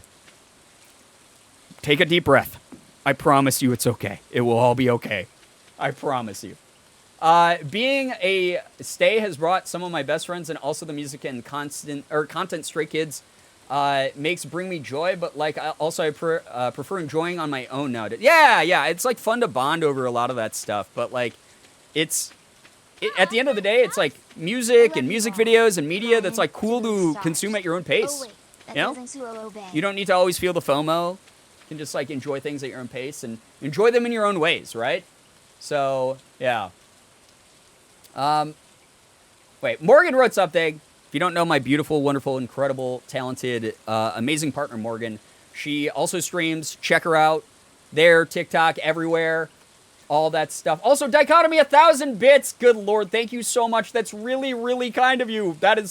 Thank you for spoiling me. That is a lot, though. Thank you so much for your generosity. Some of them act like cult members, and you know how you deal with a cult. You let them be a cult in their own reality and block them. Yeah, that's exactly the best way to do. I see. That's the mentality that Morgan and I both try to encompass as much as we can. Is at the end of the day, if they're gonna put themselves in a creepy, bizarre little bubble, then let them. They can be in that bubble. They do not have the right to cross my boundaries or. You know, I have the tools that will prevent me from ever having to interact with them, especially once they start getting extra weird. 9 solo album, I know, I'm very excited, actually, Sky. Yeah, for those of you who don't know, I am actually a very big Twice fan. I do really enjoy Twice's music quite a bit. Ooh, I have all these hoo-ha colas in here. Was this the one I was keeping this crap in? Probably. I'm going to put those in there. All my extras. Because there's minerals, there's like stuff you like find in the ocean in this game, right? I don't know. I'm gonna head out. Good noodle. Yo, take care. Thank you so much for being here, Sarah. Thank you for the raid earlier. Appreciate that. So, Yeah. Thank you. Thanks so much for vibing. I managed to snag a signed album from the JYP store. It's getting delivered. No way, on Saturday. Dope. That's when my PlayStation 5 arrives, by the way, everybody. I got an update today about how PlayStation 5 is on its way, and I yelled very loudly when I read it. Read the email. I was like, holy fuck. It's happening. It's real. Ratchet and Clank's gonna be in it. Oh, I'm so excited. I'm so excited. I have not played a Ratchet and Clank game since whichever one was the, like, first one on PS4 or whatever. So, any news on the microphone? They're still waiting on the return. It's, like, kind of a slow shipping process back to them. Once they get it, they're going to refund me I guess now that people know what mic I have, the $1,300 that I paid for it, and then once that's back in my bank account, I'm going to reorder it and hope that it doesn't come broken this time. So we'll see what happens. My brother says it's supposed to arrive tomorrow. Yo, dope. Very good. Very good. The way Onces are pissed over Nyan herself asking Stray Kids Felix to feature on a song because they like to bandwagon hate Stray Kids, and the teaser for the song was so good. Yeah, I always love when people who are like, well, I hate this other artist, and I want to be shitty and poopy and assume things about the personal lives of these people I've never met who are celebrities. It's one of those things where it's so funny when I always feel like it's intentional, because there's no way like you don't hear about that kind of gossip or see it. And you're like, I'm going to really like piss off everybody who's being like an asshole. And I'm going to be like, I'm going to actually do a collab with that person you hate. It's kind of funny. Making you repay for shipping? Nope. Shipping was all free, which is nice. The thing that gets me when trying to be a casual fan is the fact you're not allowed to like other groups. Yeah, we've talked about that. It's so weird. I don't know when that happened, but that's weird. But I'm a boomer K-pop fan, so what do I know? Right, can you imagine, like, if you're like, I'm really into AC/DC and Journey, and someone's like, you can't like both of those groups. I'd probably break someone's nose. The entirety of K-pop Twitter makes hating Stray Kids their personality, and that is why my K-pop is kept to a private Twitter now. Yeah, it's just one of those things where...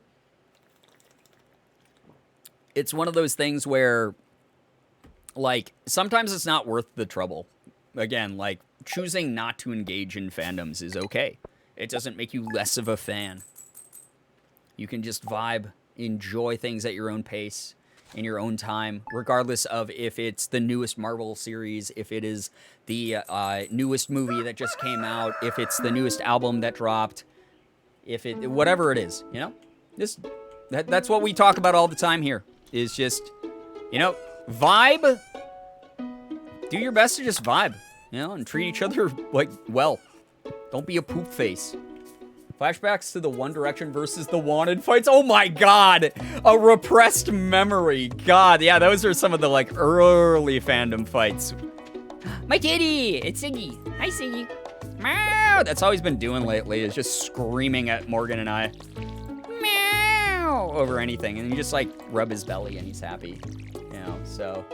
Twitter's filled with scary people. I wouldn't call them scary, just like... I guess it's scary in the sense that they don't live in fucking reality. Where they're like, oh, harassing people and being a generally shitty human being is normal and completely sane. And it's like, no, it's not. Just like, leave people alone, dude. Just like it's incredibly... We talk about how cringe culture is supposed to be dead and to, like, kill the part of you that cringes, you know? Don't call other people cringe and stuff. But the most fucking cringe thing you can do is like, be judgy and shitty just because someone's, like, enjoying themselves. As long as that person's not hurting other people, you know, as long as that person is, like, just vibing, doing their own thing in whatever way they want, being shitty to them nets you nothing except proves that you're just a shitty person. It's kind of that easy. That's the most fucking cringe thing in the world, is to be crappy to people just enjoying their lives. So, that's the way that I look at it, at least. Yeah, being a shit person is cringe, exactly. Kia, thank you for a gifted sub too. Cutie, by the way. Thank you so, so much. Cutie, enjoy the emotes and the sub badge. Make sure you're saying thank you to Kia. So, yeah, hate is cringe. Yeah, hate is cringe. Absolutely. Being, like, bigoted, being, like, you know, calling people, oh, you're a sensitive snowflake because you like diversity or something. Like fuck off.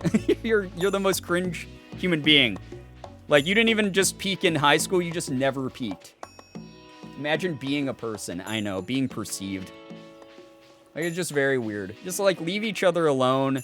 You literally can operate, especially with the way the world is right now, without ever having to actually cross paths in any way. Your lives don't affect each other beyond, like, obviously there's a limit to that. There's, like, you know, basic human rights and shit. But, like, it's just, like, it's crazy. You don't have to be a dick to someone that you probably won't ever talk to ever again. Just shut up and vibe. I still remember checking out a really young army at Target who looked really self-conscious about buying a BTS album.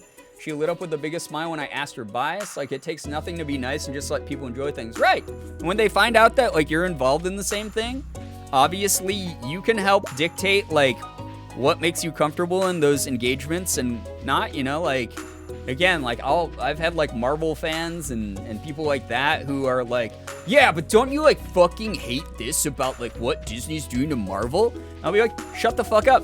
There we go. End of conversation. Like, it's like, or I'll just be like, no, you know, I actually kind of like some of the stuff that they're doing. It's fine. And it's okay for me to like that stuff, and it's okay for you to like the stuff that you like. And we can leave it at that. And then if you try to force the issue, then I'm like, shut the fuck up. I don't want to talk to you anymore. You're weird. You're actually someone incapable of navigating a conversation. Goodbye. So that's, I don't know. It takes nothing to be just chill.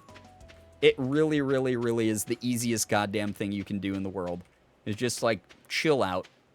Enjoy what you like enjoying. Let people enjoy what they like enjoying. The end. We should probably clean up the farm, I just realized. Holy shit. I didn't realize it was so bad back here. This sucks back here. Be more chill, guys. Right. Yeah. Vibing is the easiest thing. You literally have to do nothing to vibe. Isn't that wild to think about? People are like, oh, but Brian, I get so mad about stuff. And it's like, yeah, sure, you can get mad about things. But, like, keep it in, like, context. Keep it in, like, you know? Keep it at a level. You know? Keep it at a level. To vibe, all you have to do is exist. Just fucking, you literally, you don't have to do a single thing. It's so easy. No, Falcon, not be more chillisty. No. God damn it. Why do I keep reading your messages out loud now? Oh my god. Hey, Joey Jam, so good to see you here. Welcome. Yeah, acknowledge the emotion and move on. Exactly. Great way to put it, Lucky Lavender. I like that. Marvel is... Right, you can acknowledge an emotion without making it, like, your personal crusade. Marvel is very alt-universe based to begin with. Right, exactly. I mean, that was just like an example of, like, yeah, where I've dealt with it. But I agree. It's so easy to just think, oh, that's a different iteration and be done with it. Right, exactly. Especially, yeah, like Marvel. Holy crap. I love that Marvel is starting to explore the multiverse because people are like, why did they do this goofy thing? And I'm like, I'm not going to gatekeep you for not reading the comics. But also, there's some cool shit in there that you should definitely check out. What's up, everyone? Oh my god, Centennial Bisexual, thank you so much for the 19 months. Appreciate you a lot. Happy Pride to you. It is what it is. Thank you so much for sticking around so long. It's really nice of you. Okay. Oh my god. I can't believe I forgot to water all this stuff too. It's perfectly okay if someone else likes Disney Star Wars. They're getting a different experience than I had. Am I mad at where they took the franchise? Yes. Do I care enough to fight? No, exactly. That's a great, very mature way to look at it. Yeah, exactly. Like, I mean, not all the stuff that they're doing with the Disney-owned Star Wars is, like, my favorite stuff. But the people who like it, that's awesome. I'm so glad for them. I'm glad that they're enjoying that. But yeah, also at the same time, like, I'm just not gonna shit on their happiness over it. What benefit would that give me? Pat myself on the back and be like, oh, I bet a Disney exec saw my tweet to a random stranger and really felt bad about the billions of dollars they're still making from this franchise. No, it just, if it's one of those things where it's just like, yeah, just admit like you're kind of a bitter, shitty human, and then like be done with it. Don't hide it behind like oh, I'm doing this for all the real Star Wars fans out there. No, eat a fucking fat bag of ass at that point. Like, no, you're morally crusading for something that doesn't matter. So yeah. That's just the way, that's the way that I think of it. So, I made someone's day shit because I don't like what they do is small brain energy. It's not just small brain energy, it's just like small, like, existence energy. Like, oh my god, could you be more of a loser? You're that bothered. Like, holy shit, go settle that, go, like, I don't know, take a walk or read a book or something, man. Take a big old deep breath. Guys, Propel slaps. I feel like a boomer when I drink it, but this shit hydrates the fuck out of me. Listen, do not, yeah, don't, I like Propel, okay? I buy Propel every time I'm at the Dollar Tree. I buy Propel. I like Propel, all right? Does that make me a boomer? Probably. I don't care. You guys should call me a boomer over everything. So, same reaction to alpha energy people. Yeah, we've talked about hustle culture, alpha energy people. Literally the most intellectually weak human beings alive. Because they really do think that there's only one way to get through life. And it's like, I'm embarrassed for you. I'm so embarrassed for you at that point. It's like, you can think your way out of a goddamn box. You'd be like, you talk to the box's wall and be like, have you heard where Bitcoin is this week? If you're not on that hustle and grind in the stock market, then you don't know anything about getting rich and getting fast cars and hot babes. And it's like, yes, because those are the only things that determine value in the world. You small-minded, weird shit. Like, I don't know. It's embarrassing, some of the things people are saying with their whole chests. Oh, wait, shit! Why did I sell my strawberries? Oh, no. I think I had to put strawberries in. Oh, no. No. Wait, where are they? Where's strawberries? In the thing? Like, are they in the book of Wanda? Winter foraging, exotic foraging? Oh, shit. I'm selling all my stuff accidentally that I gotta put in the book. Construction bundle? Oh, that's right. I gotta run back here with stone and logs and things. Winter stuff? I was wondering about that. No! No! I'm thankful I now only have to deal with my older family giving me shit for liking anime because cartoons are for kids. I can brush it off. They're just old and don't get it. Yeah, and they'll never understand. And that's really their loss at the end of the day, because it is such a beautiful medium.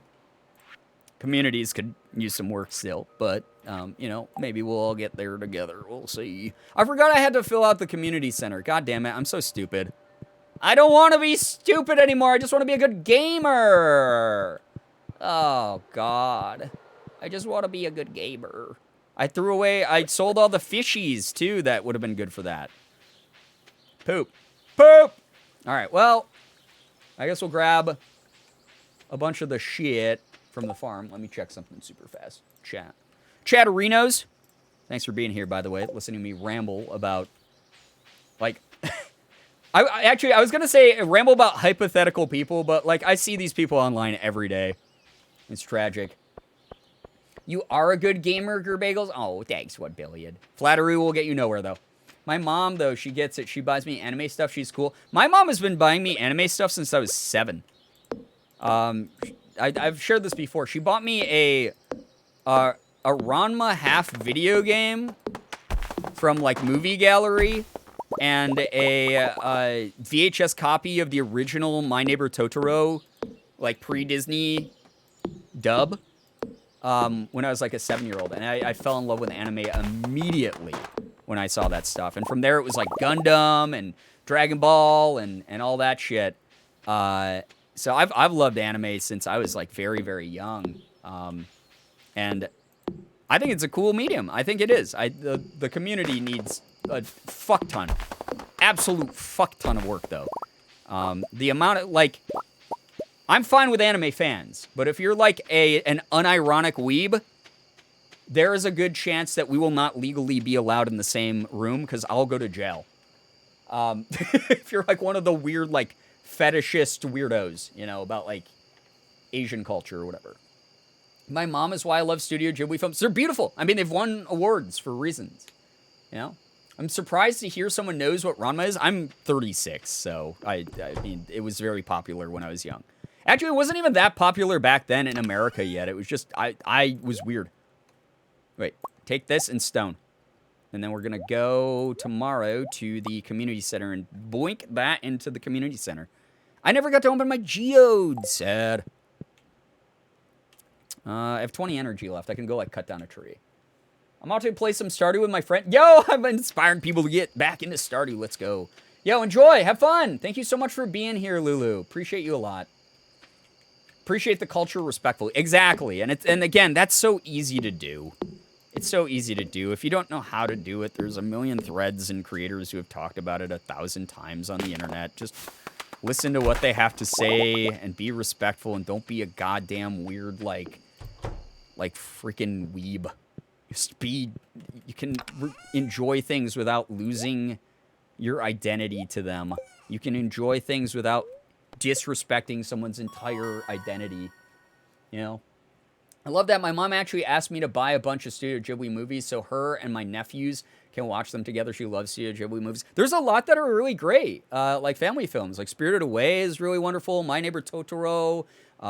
You know, I love a lot of those. Return of the Cat is one of my favorite underrated ones. Fizzy Ferret, get some good rest. Thanks for vibing with us for a bit. Thank you for being here. Things were really different when the internet was the Wild West. We got into weird stuff, anime-wise, because of the access rules. Oh, yeah, absolutely. Honestly, though, yeah, don't pull in Oil London. I love that people call him Oil. Don't even give that weirdo any fucking attention. What a freak.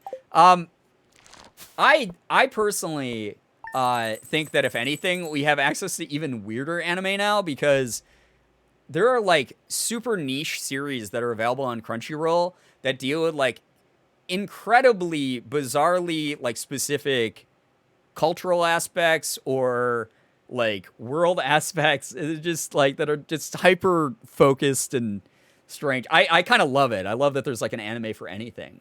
One of my favorite anime of all time is literally Eye Shield 21, which is an anime that was made about American-style football being played in Japan back when the NFL was trying to create a satellite league in Japan and bring American football to Japan. It never really took off. It never got very popular. Kind of flopped after just a few years. But one of the ways Japan tried to get people interested in their country in American football was they had a sports anime where everyone even has, like, their own special move that's basically a superpower. Playing American football in Eye Shield 21.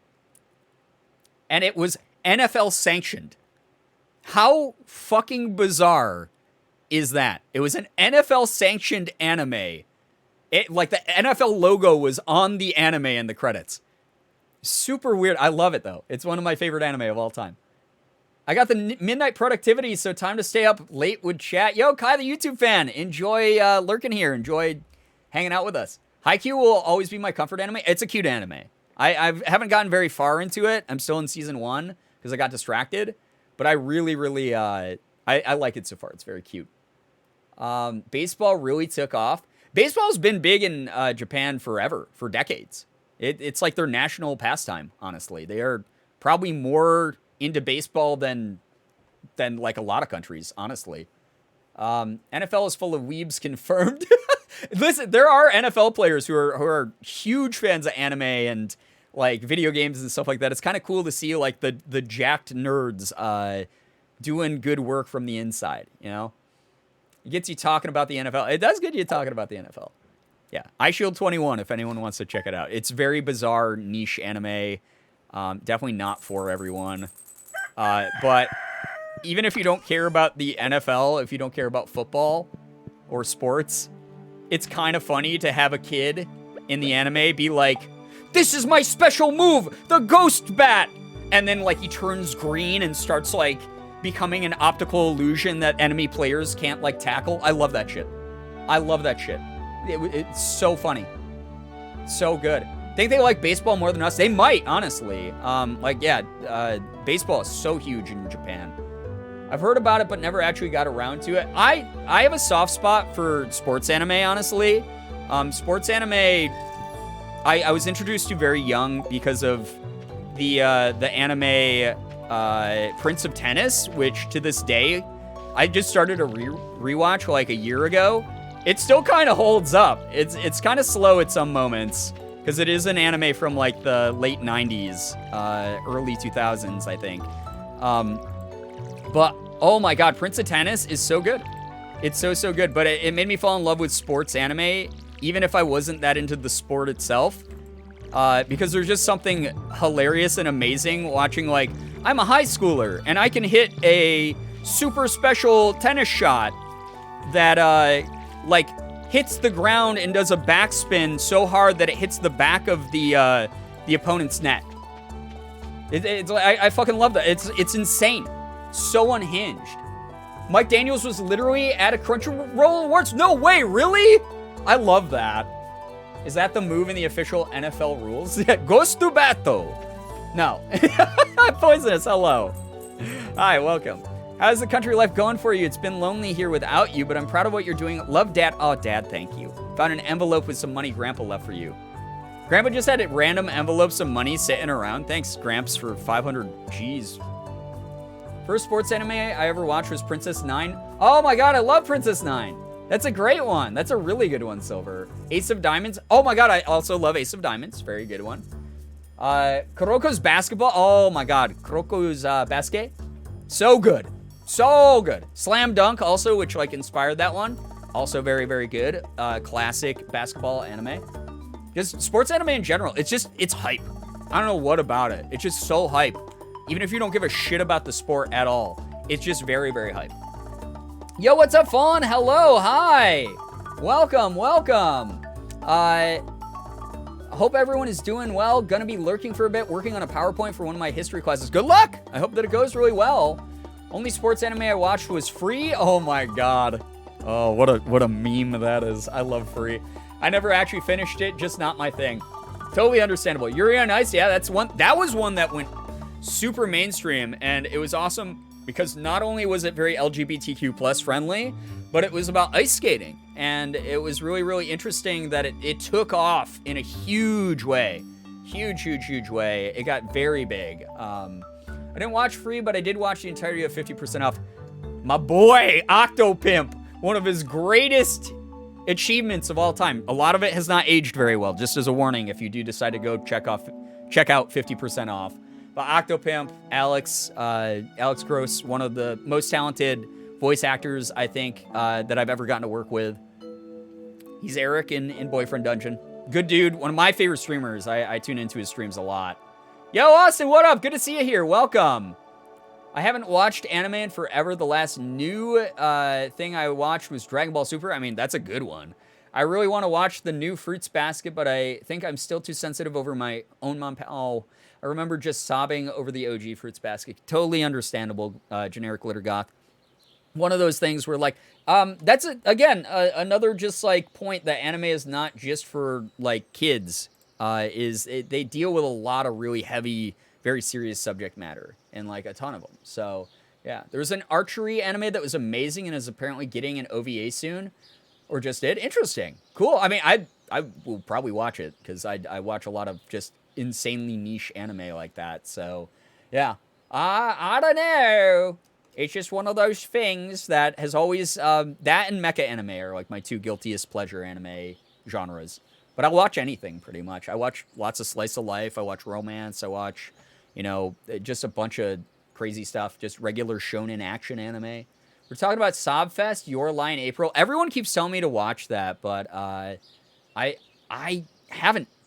I just have not yet. I think Morgan and I were planning on watching that together, but I always have to wait for her to be like emotionally ready to get sucker punched by things like that. It's been almost 10 years, but some things still feel raw over it. Grief is weird. It really is. And that's the whole thing is you deal with grief at your own pace. No one is allowed to shame you for that. No one is allowed to tell you how to do it. You handle that at your own pace, in your own ways. Fancy seeing you here. Hey, what's up, Shiro? Welcome to the stream. Hello, hello, hello. Welcome. Dear I have to read this now. This has been up here for like 3 straight minutes.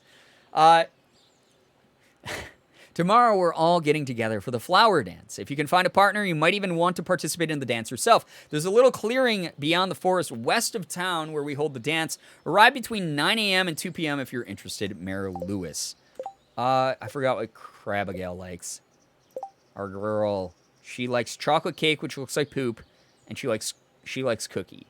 She loved the chocolate cake, though. Shit. Well, I don't know if I have a gift for her right now. See if there's any junk in here I can give her. Really loved Outlaw Star. Oh, man. Underrated classic, in my opinion.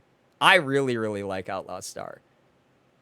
Oh, yeah. People told me to save half for a different season because it's so late in the season. Melon seeds. Well, be ready for the spring. Yeah, that's right. Okay. What's she gonna like? Maybe a crystal of some sort? Amethyst. I think she likes Amethyst. I'm pretty sure. Outlaw Star. I know! Such a good anime! If anyone ever watched Erased or Orange, both are very sad animes, some dark themes. I liked Erased. I talked about this before, and this might get me canceled. Who knows? I liked Erased. I did. I actually loved Erased up until the last episode.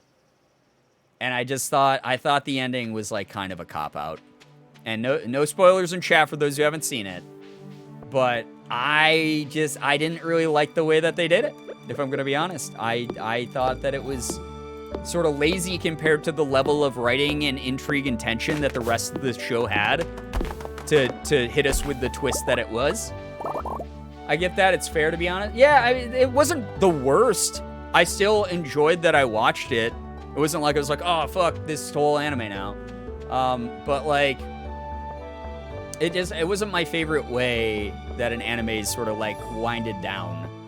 Everyone's been telling me to watch Elfen Lied. Oh, I just could not. I got bored. Oh, you got bored? See, Elfen Lied is one of those ones that, like, it's kind of heavy. It is one of those I can understand. Here's the thing. With all the classic ones, I can understand why some people feel that they get bored. Because the pacing in old anime especially was so slow and deliberate. They, like, really leaned into slow burn stuff. So, I get it.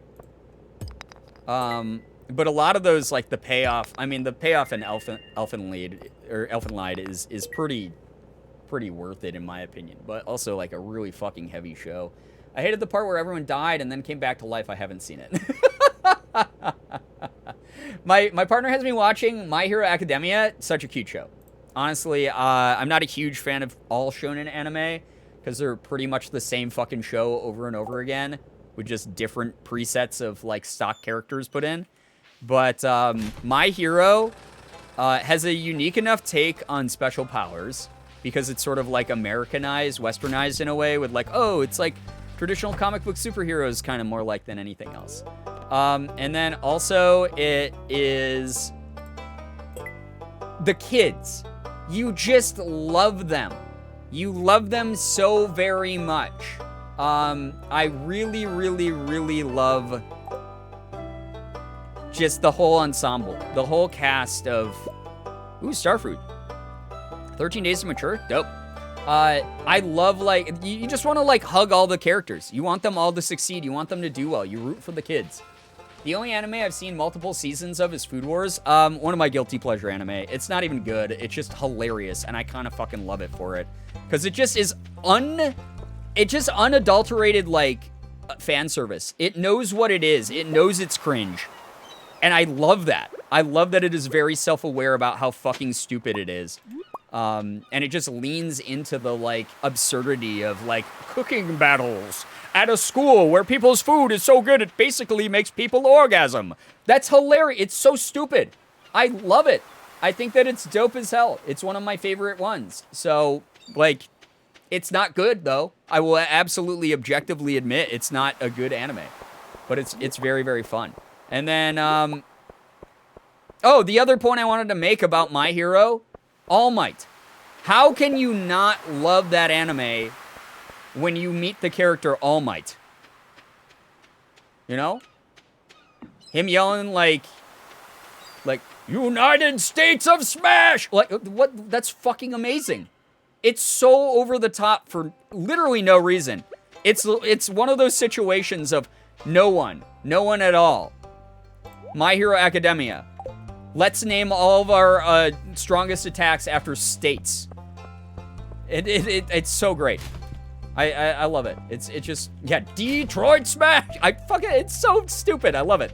It's fantastic. And it's just very innocent. It's very chill. But then it does have like a lot of like moments that feel pretty heartfelt in it. I enjoyed a lot. I love the character Rhode Island. Ooh, Abigail says, I seriously love this. You're the best, Girbeagly. thank you. The only Girbeagly, actually. Single. Wait, why is she only at 1 heart? I thought we had like 3. Maybe that was the other file. So she loves Amethyst. She like loves Amethyst. All right, we'll do that. So true, Brian. Yeah. My nephew, every time he pops up on screen, they go, he's here. Oh, I know. I love it. I love that. I like all the, God, it's just a heartwarming show. There's something so good about it. Not the biggest fan of All Might, but that's because he's kind of reminds me of a knockoff of Captain America, even though Stars and Stripes technically takes that role. I mean, that's kind of the point, though. It's like a parody of, it's a parody / homage to classic comic books. That's like the whole point. I like that about him. I think that he's so corny as a character. It makes him fantastic. Plus, in his like sort of small reduced form, his character design reminds me so much of Shaman King. Hearts may or may not decay. I don't remember. Did they? Oh my God. She's a crystal girl? Listen, I'm with a crystal girl. So, yeah, we're all Girbeagly on the inside. Don't say that. Nice makeup. Oh, wait, are you even wearing any? What, excuse me? That's kind of fucked up. Fucked up thing to say. Gifts alone won't keep raising hearts when even on the days you give gifts, you don't talk. Oh, I have to talk to them too? What the fuck? Oh my gosh.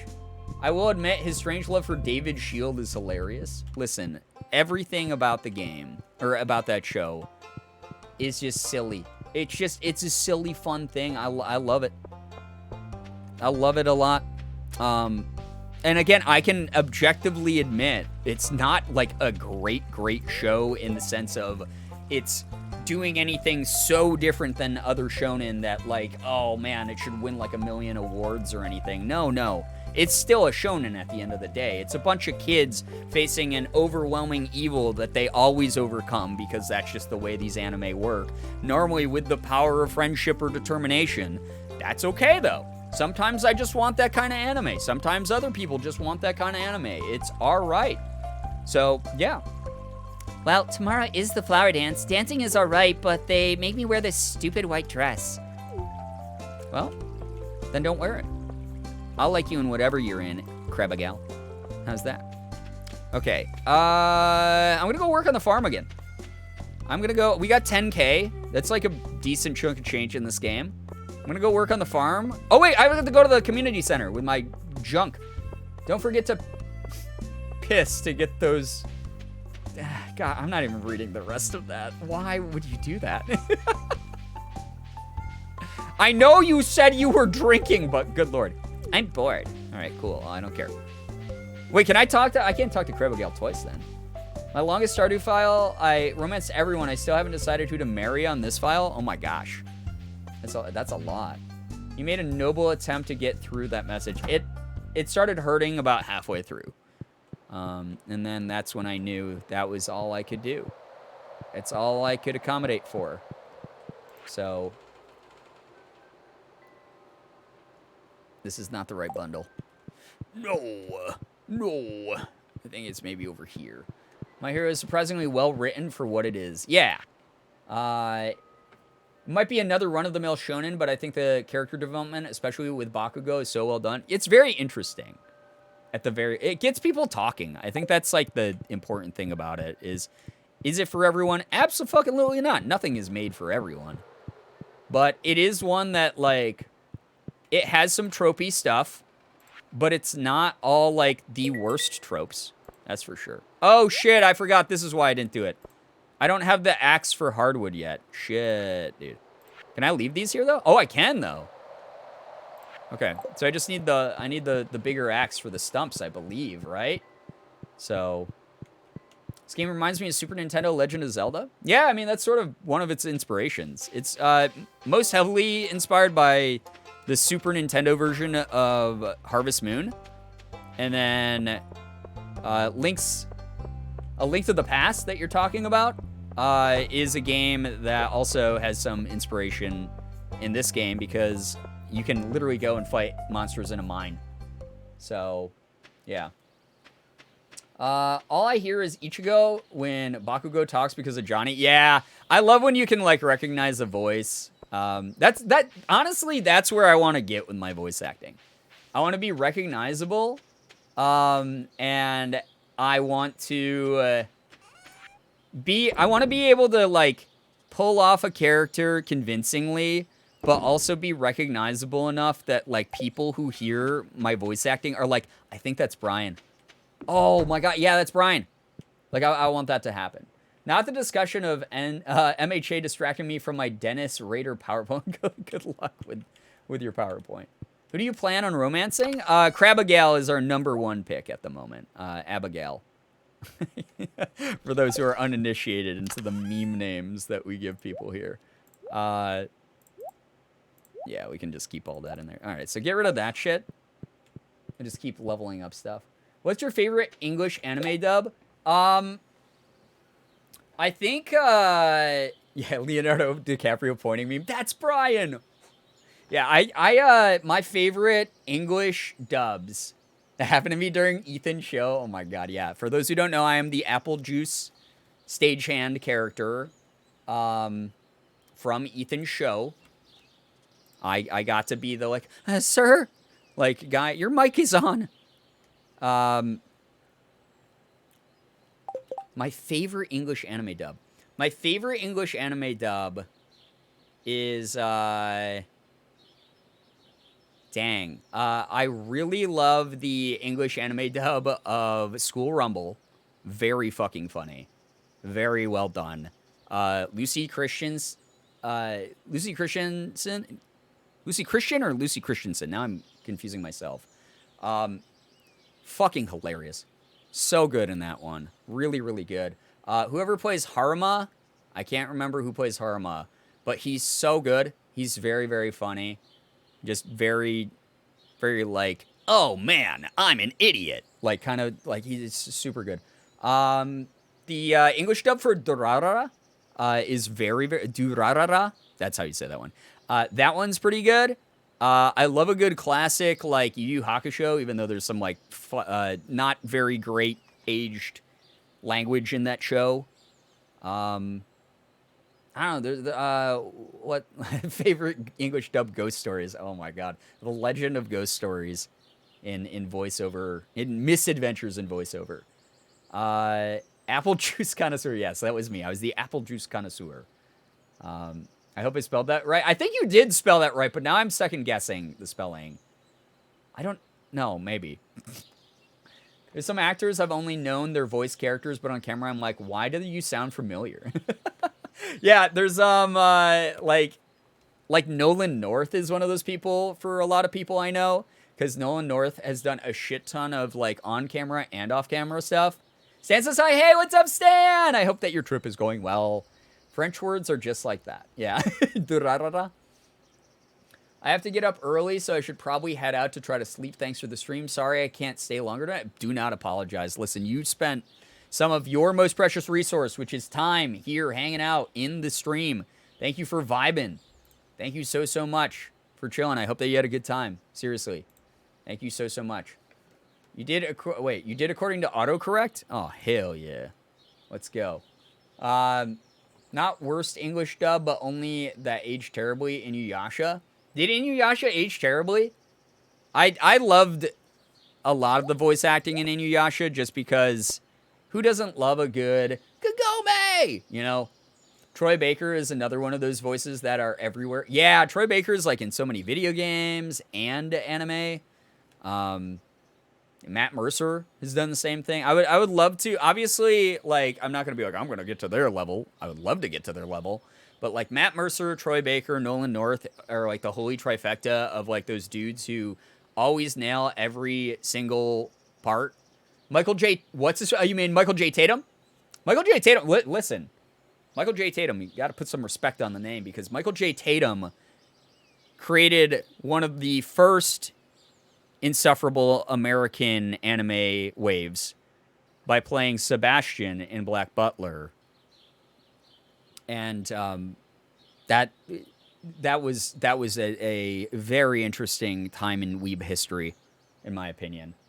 So I loved Inuyasha, but I tried rewatching it. Oof. It's very slow. Most of Rumiko Takahashi's stuff is like very drawn out.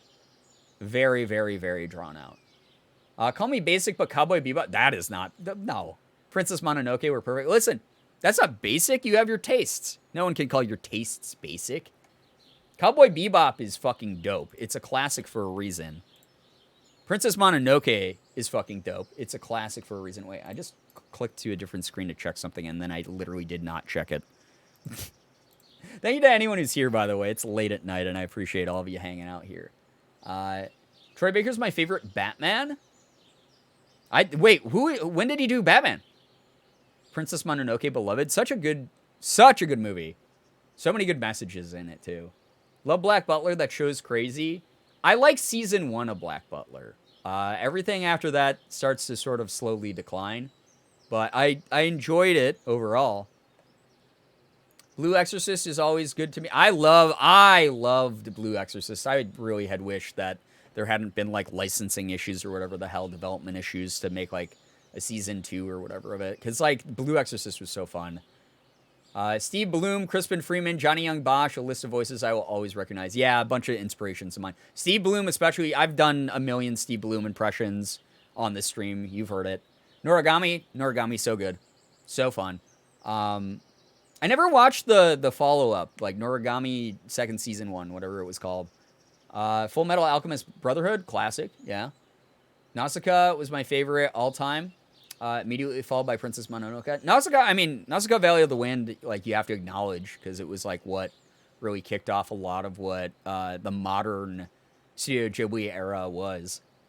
It's like, it was sort of like the movies that were released by Disney, you know, like in the 80s and the 90s and stuff, that were, like, a lot of golden era stuff. There's a Telltale Batman game. Oh, and Lego Batman stuff. I didn't realize that was Troy in those. It's amazing. Cammy, what up? Good to see ya. Did you change your name to Pit? Yeah, that was a while ago, Centennial. How's Moving Castle? Beautiful movie. Excellent movie. Hard agree, Brian. Season 1, Black Butler is good. Yeah, season 1 of Black Butler was the best. Bryce Papenbrook. Whoa, yeah, big name. Just wish he had a little bit more range. Sometimes I wish I didn't recognize him because all I hear is Carito. Here's the thing about voice acting, and this is going to maybe pain some of you or make you go, oh, I didn't realize that. There are many different ways to approach voice acting, obviously. Some people want to be really good impressionists, for instance. They want to sound like other actors and land roles like Batman because they sound kind of like Kevin Conroy, or they sound kind of like some other voice actor or some other well-known character. Absolutely fine. Some people stick to that. Some people want to have a very unique voice that is different in every show, video game, anime, movie, whatever it is that they're in, and they're going to work hard on those ranges. Like for instance, I'm a range voice actor. I can do really low tones like Steven Bloom, and I can do like weird fucking yes, He-Man, like stupid shit like that. Like I can do a little bit of everything because I want to be able to have a wider range and cast a wider net for roles. There are some people like Bryce who, yes, you can recognize as Bryce in everything, and he kind of just does the same exact voice. This is me, Bryce Papenbrook, in every single anime. I sound the exact same. Oh, man. But, yeah, exactly, Centennial. So that's where I was leading up into. A lot of people in voice acting prefer to be typecast. because it's a constant flow of work for them. Are they always going to get the main character? Absolutely not. But there's always going to be a team of people who are doing the blocking and the scripting and the translation for an anime or setting up the script for like a video game or something. And they love that they are thought of, oh, this role, this character, this minor boss you fight in the beginning. Perfect role for Bryce. Or, whoa, main character for this anime. Shit, he killed it as Kirito.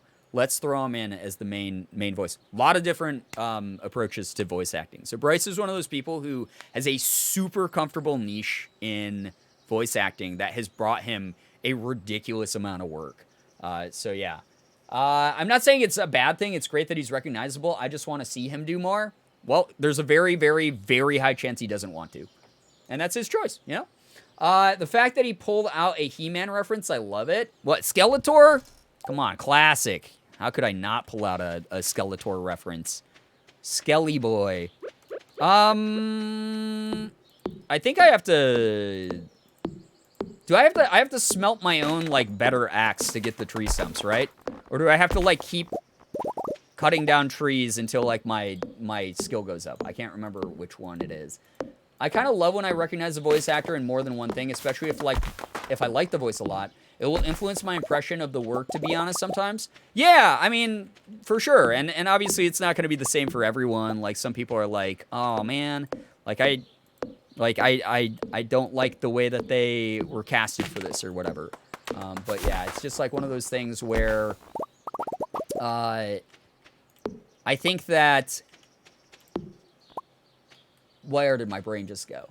I think that it's cool when you can recognize people. That's what I meant to say. So, yeah. For the axe, tree skills go up with it too. Yes, it's both? It's at Clint? Okay. Oh, that's right. I have to smelt bronze bars. Thank you for the reminder. I'm just glad I no longer have to hear Vic Mayonnaise in it. That is a good way to spell his last name. That's fine. Dude's a creep. We'll leave it at that. We're not going to get into the history of that guy here on stream. Not a fan of him, though, for sure. Sucks. All that talent wasted. All because he was a piece of shit. But may or may not have practiced a Christopher Walken voice by someone portraying Christopher Walken. You should go to Mika's streams for an excellent Christopher Walken impression.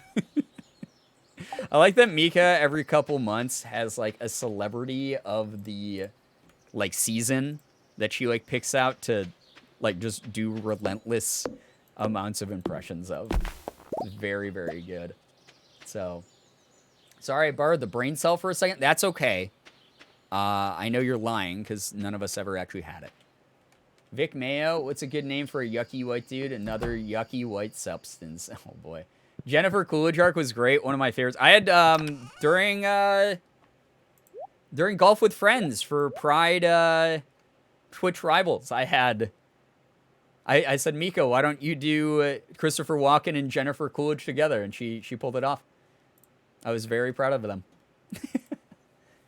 He did make a perfect Edward Elric. I will give him that. Yeah, but here's the thing. Also, maybe controversial take. A lot of people can do that voice. Are you telling me the brain cell doesn't exist? Like, at the time, though, yes, absolutely. Good casting just sucks.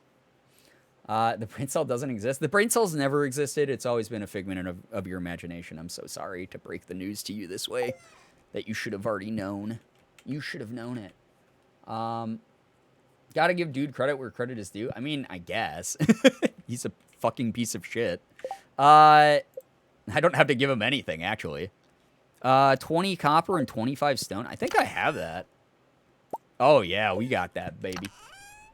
It was Cooking with Christopher Walken from Mad TV, I think. Ah, Mad TV. Damn, haven't heard that name in ages. I did grow up watching a little bit of Mad TV here and there. Not too much, though, because they put Bobby Lee through hell. Poor fucking dude. One of my personal heroes who survived back when AAPI actors were treated especially heinously. All right, let's do that. And then what? Requires 1 coal? Oh, I'm being stupid here. Pinky and the Brain. Pinky and the Brain. One. We talked about Pinky and the Brain Cell. I see why you're doing that now. Oh my god. I will give him these fists. Yeah, that's how I am, Firefly. Hey, what up? Look at what I can do. Look what I can do. Wait, what? Fuck, I'm not trying to click these things. How do I move the things that I want to move? And only the things I want to move.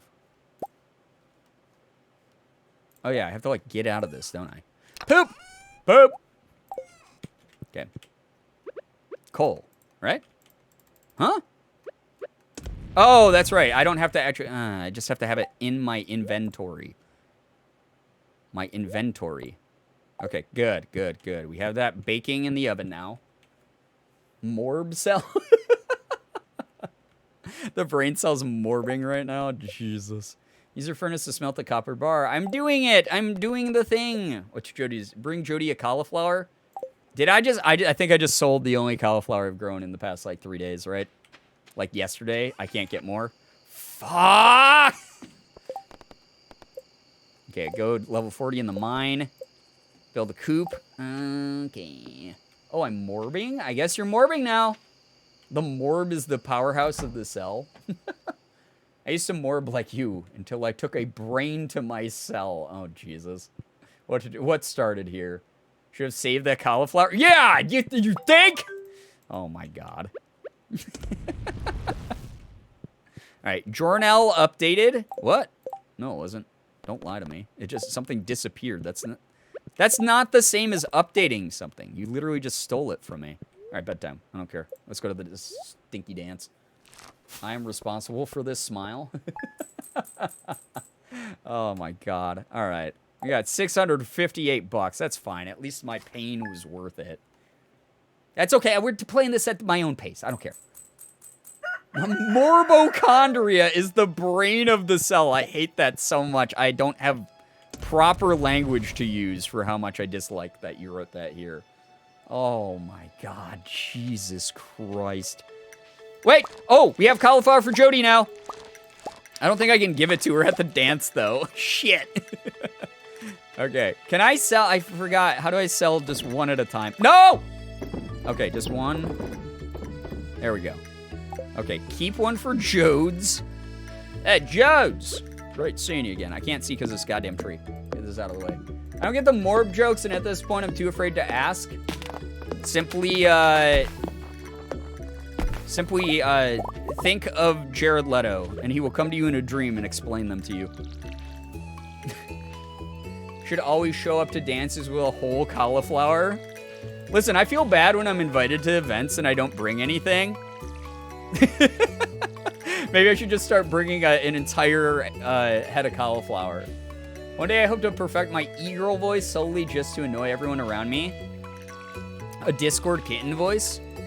I have to work on mine. I used to be like semi-decent at like female voices, and now I am not that great at them because I haven't practiced in a while, and just like any other muscle of the body, you have to practice.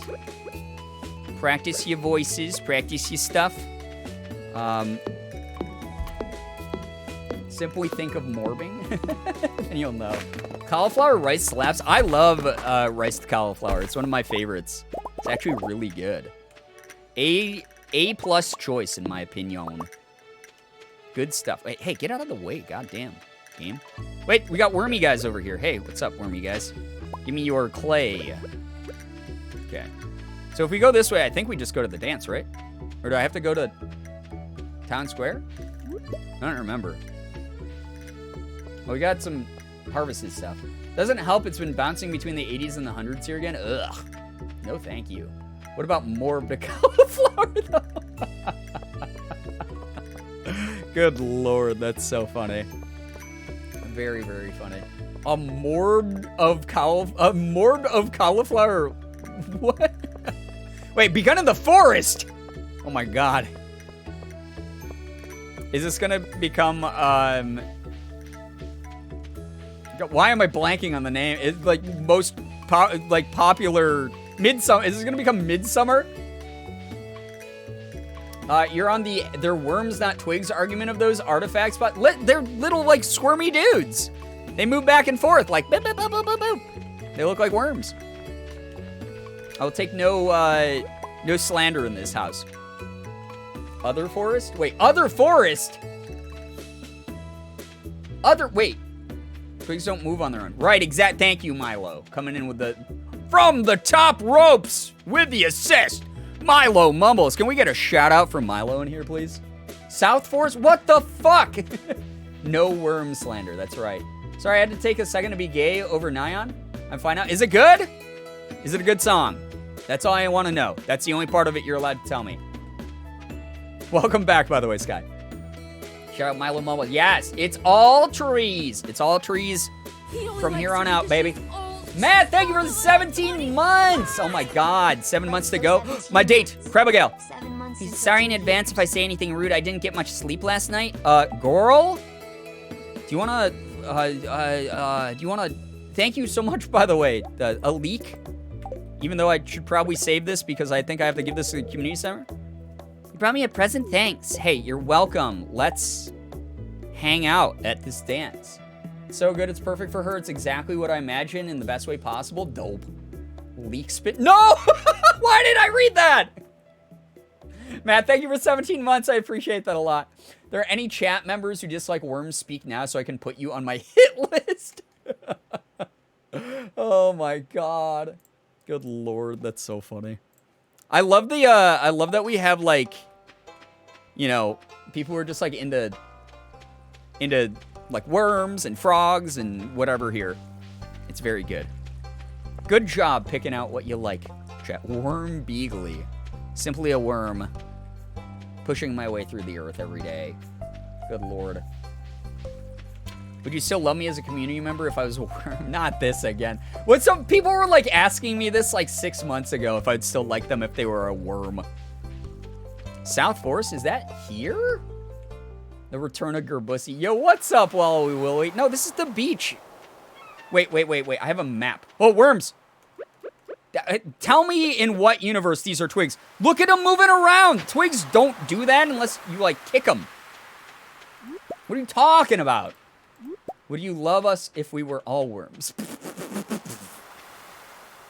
I'm gonna go get food, bye. Yo, enjoy the food, Matt.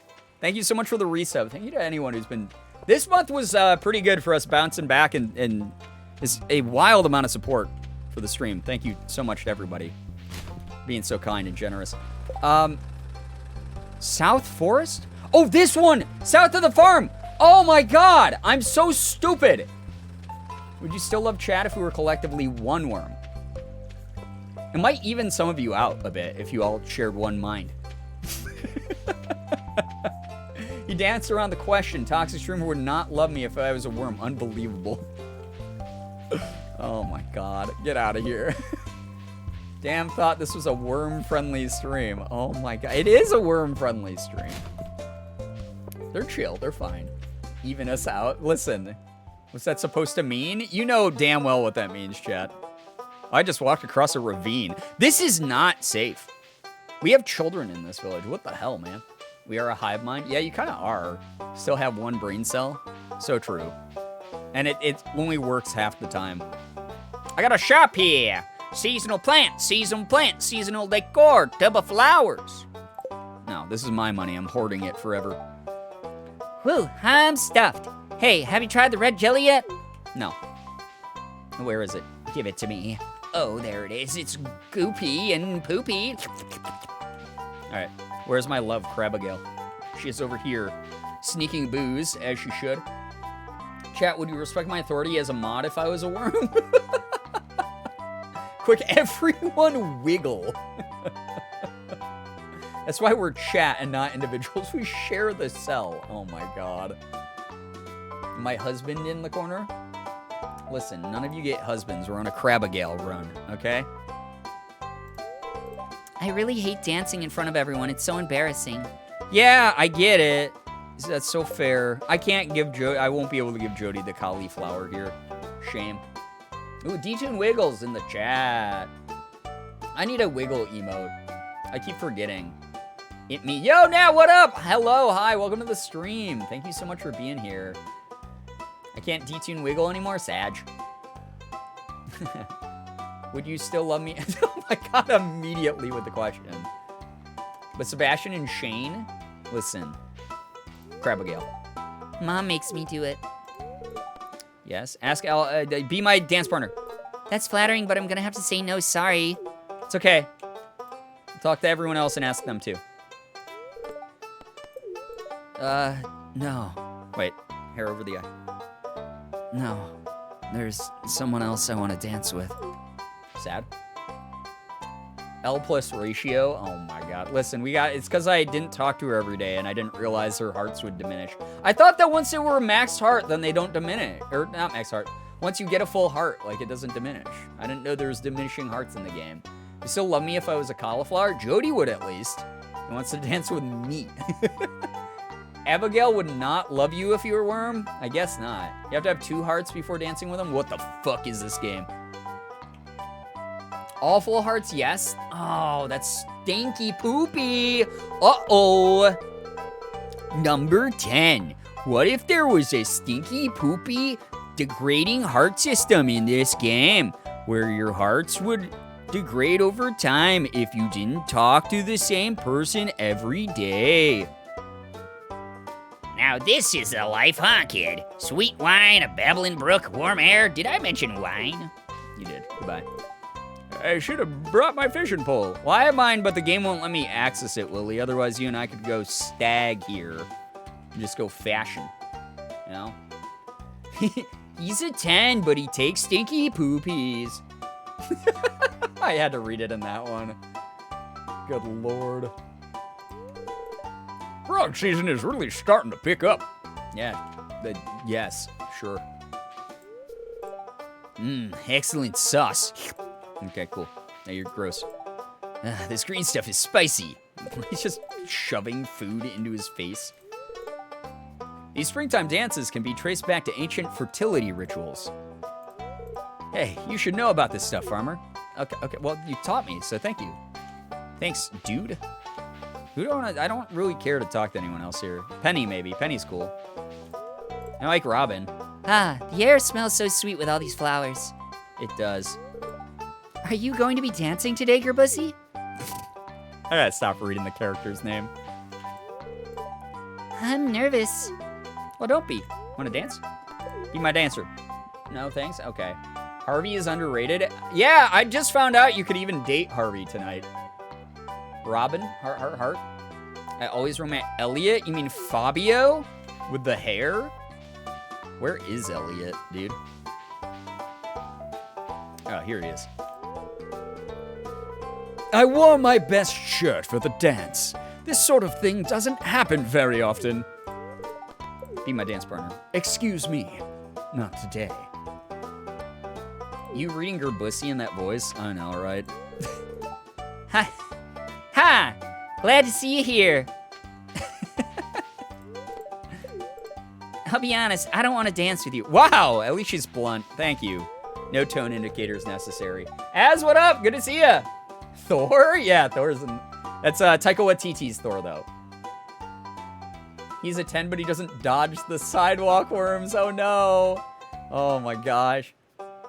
I wish Pierre would spend this time with the family. Yeah, Pierre, what the fuck's your issue? Goddamn jerk.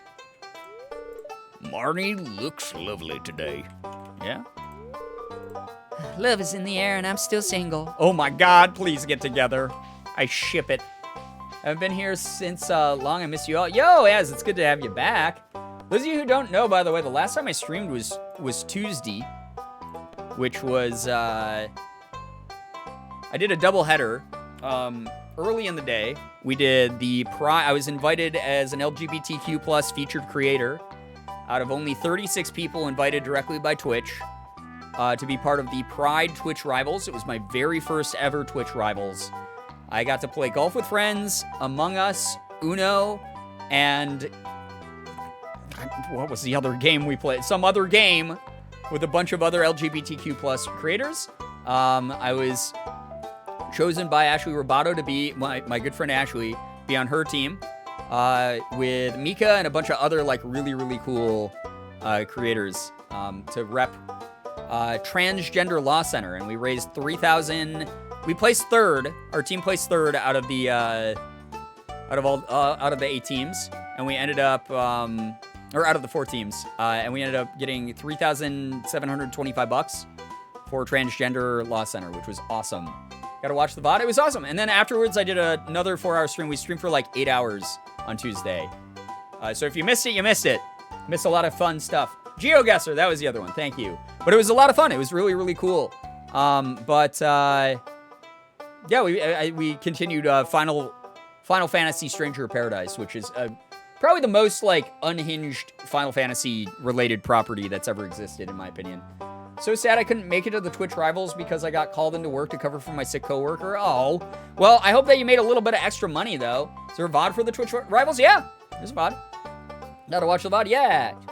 I love GeoGuessr. Yeah, GeoGuessr was fun. I actually did really well on that. Ashley and I were on a team for that. That was great.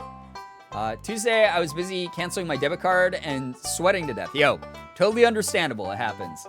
But if you want to check out the VOD, the VODs are up for those. But I had a blast. It was my very first Twitch Rivals ever. And I got to be on a team with just like so many people that I love. And then also I got to meet some new creators out of it as well. And like those of you who like showed up and hung out, like thank you so much. Really appreciate you a lot. I streamed like so many hours earlier than a typical start to a stream time. Competitive GeoGuessr, I'm so sad I missed it. Yeah, it was the Battle Royale mode. I'd never played it before, but I kind of kicked ass at it. And it was only LGBTQ plus landmarks, which I'm stupid and I didn't know any of them. But I came up with a tactic that Ashua and I used to win a lot of our matches, which was it was almost every single time. It was either New York City as the landmark. You just click on New York City, you're going to be the closest every single time. Specifically, if you like click in the like Greenwich Village area. It was New York City, Washington, D.C., or like San Francisco or Portland, Oregon. You click any of those 4 locations, and then you got 3 guesses per turn. So you got to be like, oh, this is, it says I'm like, 3,000 miles away from the destination. Probably East Coast. Okay, gonna go to New York City instead. And you could just whittle it down that way. It was the easiest thing. So, yeah. First time here, found you through Mark's channel. I love watching Stardew playthroughs. Well, Suggy Sug, I hope you enjoy your time here. Vibing with a little bit of this. We play a little bit of everything on this channel, so welcome. Thank you for finding me through my buddy Mark. I was imagining Mass too, like P-Town. Yeah, there was a couple Mass ones. There was Louisville was the one that threw all of us off the most, I think. The gay areas. Gareas, yes. Cities are the homos of sexuals. Oh, God. Start the dance. I have no dance partner. I'm alone and lonely and sad and just my own little... Oh, do I get a dress? Why don't I get one of those dresses? What the fuck? These are actually cute as hell. Oh my God, look how cute Crabigail looks. I'm so sad I don't get to dance with her. She's dancing with Sebastian, boy. It's homophobic. I know, right? What the hell? Why don't I get one of these dresses? I'm pissed off now. This looks like something I'd probably wear in real life, too. So. Oh, I'm so mad. What the balls, dude? Sorry, I had to click away for a second. No one loves me in the game yet. We're going to keep giving chocolate cake and amethyst, I guess, and cookies to Crabigail till she loves us enough to dance with us. That was fun. Time to go home, I guess. It was fun. Yeah, Sag moment for sure. Is an anime girl confirmed? I am an anime girl. A morning sickness got the best of me today. I spent the better half of the day fighting to keep my stomach instead of going to work or doing homework. Now I'm feeling the effects of not doing homework. I felt even worse because I told my GM I wouldn't call out during my last 4 days, but alas, the demon spawn decided otherwise. I'm sorry to hear that that's happening to you. I hope that you're able to rest up and not feel as guilty. It is a-okay to rest. We endorse it, in fact. So, yeah.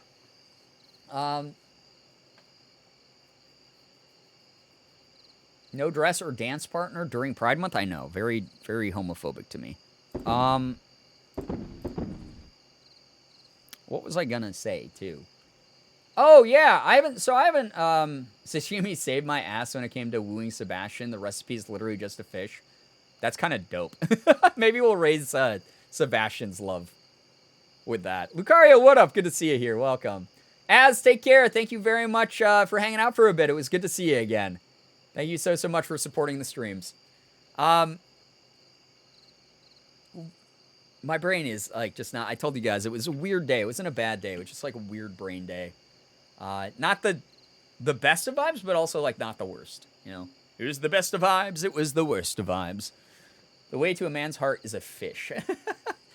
I mean, women love him, fish fear him, right? Hydrate, rest, and moisturize. Yes. Sebastian is difficult because you have to stalk him during the 5 minutes a day he leaves his room at first. It's because he's like an emo vampire. My mind just remembered the video of you eating cat food. I mean, I hope it lives there forever. It was the summer of 1997. I was going to talk about being an anime girl. So I know that I told people I'm not doing the Aerith cosplay or the Amber from Genshin Impact cosplay quite yet, just because like my fucking sunburn tan still looks ridiculous, and I promise you, like, it will be much easier when I even out a little bit for like makeup and stuff. But I might just do like a casual cosplay. I got my Finster merch I was telling people about. You look cooked. Yeah, I do, right? Only braised on some parts of me. But I got my Finster merch. And I got the Cracking Egg shirt I showed off on stream already. And then I had the NSFW thigh highs. So I might do a casual look just to photo shoot it. Just to do like a couple photos of that. Maybe for like this month's cosplay if I can fit it in. No promises, by the way, because we only have like what, a week? Less than a week before the end of the month. So no promises that it's going to happen, but if I do fit in a cosplay, manage to fit one in this month, then I will do like the Finster merch show off posts. My friend has a hat that says "Women want me. The minds of fish are unknowable." I love that. Finster heart. I love Finster's. Honestly, like one of my favorite like younger entertainers. I think that he's awesome. He's very, very awesome. Very funny. Very entertaining. I would really like to meet him someday. I want him, me, and Sneaky to do like a femboy cosplay like trio at some point. I think that'd be fucking awesome if we all did like a femme cosplay trio thing. That's like a dream. I think that would be awesome because like Sneaky's another one who does like really cool cosplays as well. Everyone, shut up! It's Sonic the Hedgehog's birthday today. It's been. You technically missed it. It was Sonic the Hedgehog's birthday. It's past midnight on the East Coast, so I don't have to celebrate shit for him anymore. So, streamer femboy maid cafe. Oh my god, that would actually be an incredible concept for a photo shoot with the three of us. Happy birthday, Sonny. Happy birthday, Sonny. Still his birthday where I'm at. Well, Sonic, I hope that you had a great birthday. You are the hedgehog. Okie dokes. Look at all that money we made, even though we had to go to the dance. Waste of my damn day, honestly. In 10 minutes my time, it's my birthday. Nymeria, we will wish you a very happy birthday. Ooh, it's raining? Again? What did I do to get so spoiled? Yeah, I hope Kitty just naps all day. I don't even have to worry about that shit. Dope, dope, dope. Okay, so I have to go talk to crabigail at some point today. And then Sonic the Hedgehog is Cancerian? Oh my god, I didn't realize. Yeah, the Sonic the Hedgehog's big one of his signs is Cancer then. Wild. Stand the Cancers. If you guys like talking astrology and stuff, go over to Morgan Streams. I'm telling you. I'm letting you know right now. You gotta go do it. You'll have a lot of fun talking about that stuff. Megan, you cry. What up? Good to see ya. Why did I say your name? Like, why did I say that end part of that like I was a sports announcer? And coming up next to the ring is Megan, you cry. Come on down. Or I guess game show host would be. It's cancer season. I will be crying. Is Sonic the Hedgehog like worms? I hope so. Probably. He's probably like smushed a bunch of them when he's running real fast. When he's like, gotta go fast. Probably smoshed a lot of them. You know? I missed her judging your Big 3 stream. You did, but that's okay. Because she'll probably do it again. She had a lot of fun. So, Smosh. Haven't heard that name in years. Smosh. Smosh Games. My God. The travesty that Smosh Games became. Oof. I owned a hedgehog, and yes, they love worms. Don't they eat them, though? We're talking about Smosh. We're talking about, like, would appreciate worms as a fellow life form, I believe. I don't think the chat wants people to eat or have hedgehogs eat the worms. Something bad happened with Smosh Games. I am literally not allowed to talk about it. But, my boy Sohinky put up a video years ago on YouTube about kind of like a sort of vague description of what went down and why he was no longer a part of Smosh Games and why a lot of people were no longer a part of Smosh Games. Love that dude, by the way. So Hinky, very talented person. He is Mallory Jenkins on Kolak is probably one of my favorite TTRPG characters that has ever existed. I remember that. Yeah, it was basically I think all I can really say about it that's public is there's an issue with the company that owns Smosh, and that's it. Kolak Pog. Yeah, Kolak has been nuts. Cannot believe it's about to end. Slay Hinky. Yeah, seriously, though. Mallory Tokens Jenkins, yeah. Oh! Wait, what? What's happening? We're in the room? She's playing video games? Oh my god, my gamer girl. My gamer girl, she's gonna become my Discord kitten. Or I'll become hers, I don't care. Either way. One of us is becoming the e-girl in this situation, and we will become a Discord kitten for the other. And then we'll have our Discord Nitro paid for. Oh my god. I haven't seen any Kolak, but I should. I highly recommend it. You don't even have to start with the original 1991 series. You can just start from the current season. What's Kolak? It's a TTRPG show that literally just Google it. It's very hard to describe it. But if you just Google it, I guarantee it will come up as like the first search result. And it's a lot of like really, really cool concepts that have not been done in TTRPGs before. Or at least not in the same cinematic, highly produced way. And the fact that they have like funding and sponsorship from like AMC this year is like awesome to see. I love it. Not prepared for your character's name. Darkling Dude, I was vetoed into naming the character this, and I'm still not prepared when I see it on the screen, and it's been months. I wanted to ask Chad, I haven't gotten into Kolak, but I want to. I have no knowledge about the story or D&D, so like, where do I start? You can literally start at the beginning of the current season.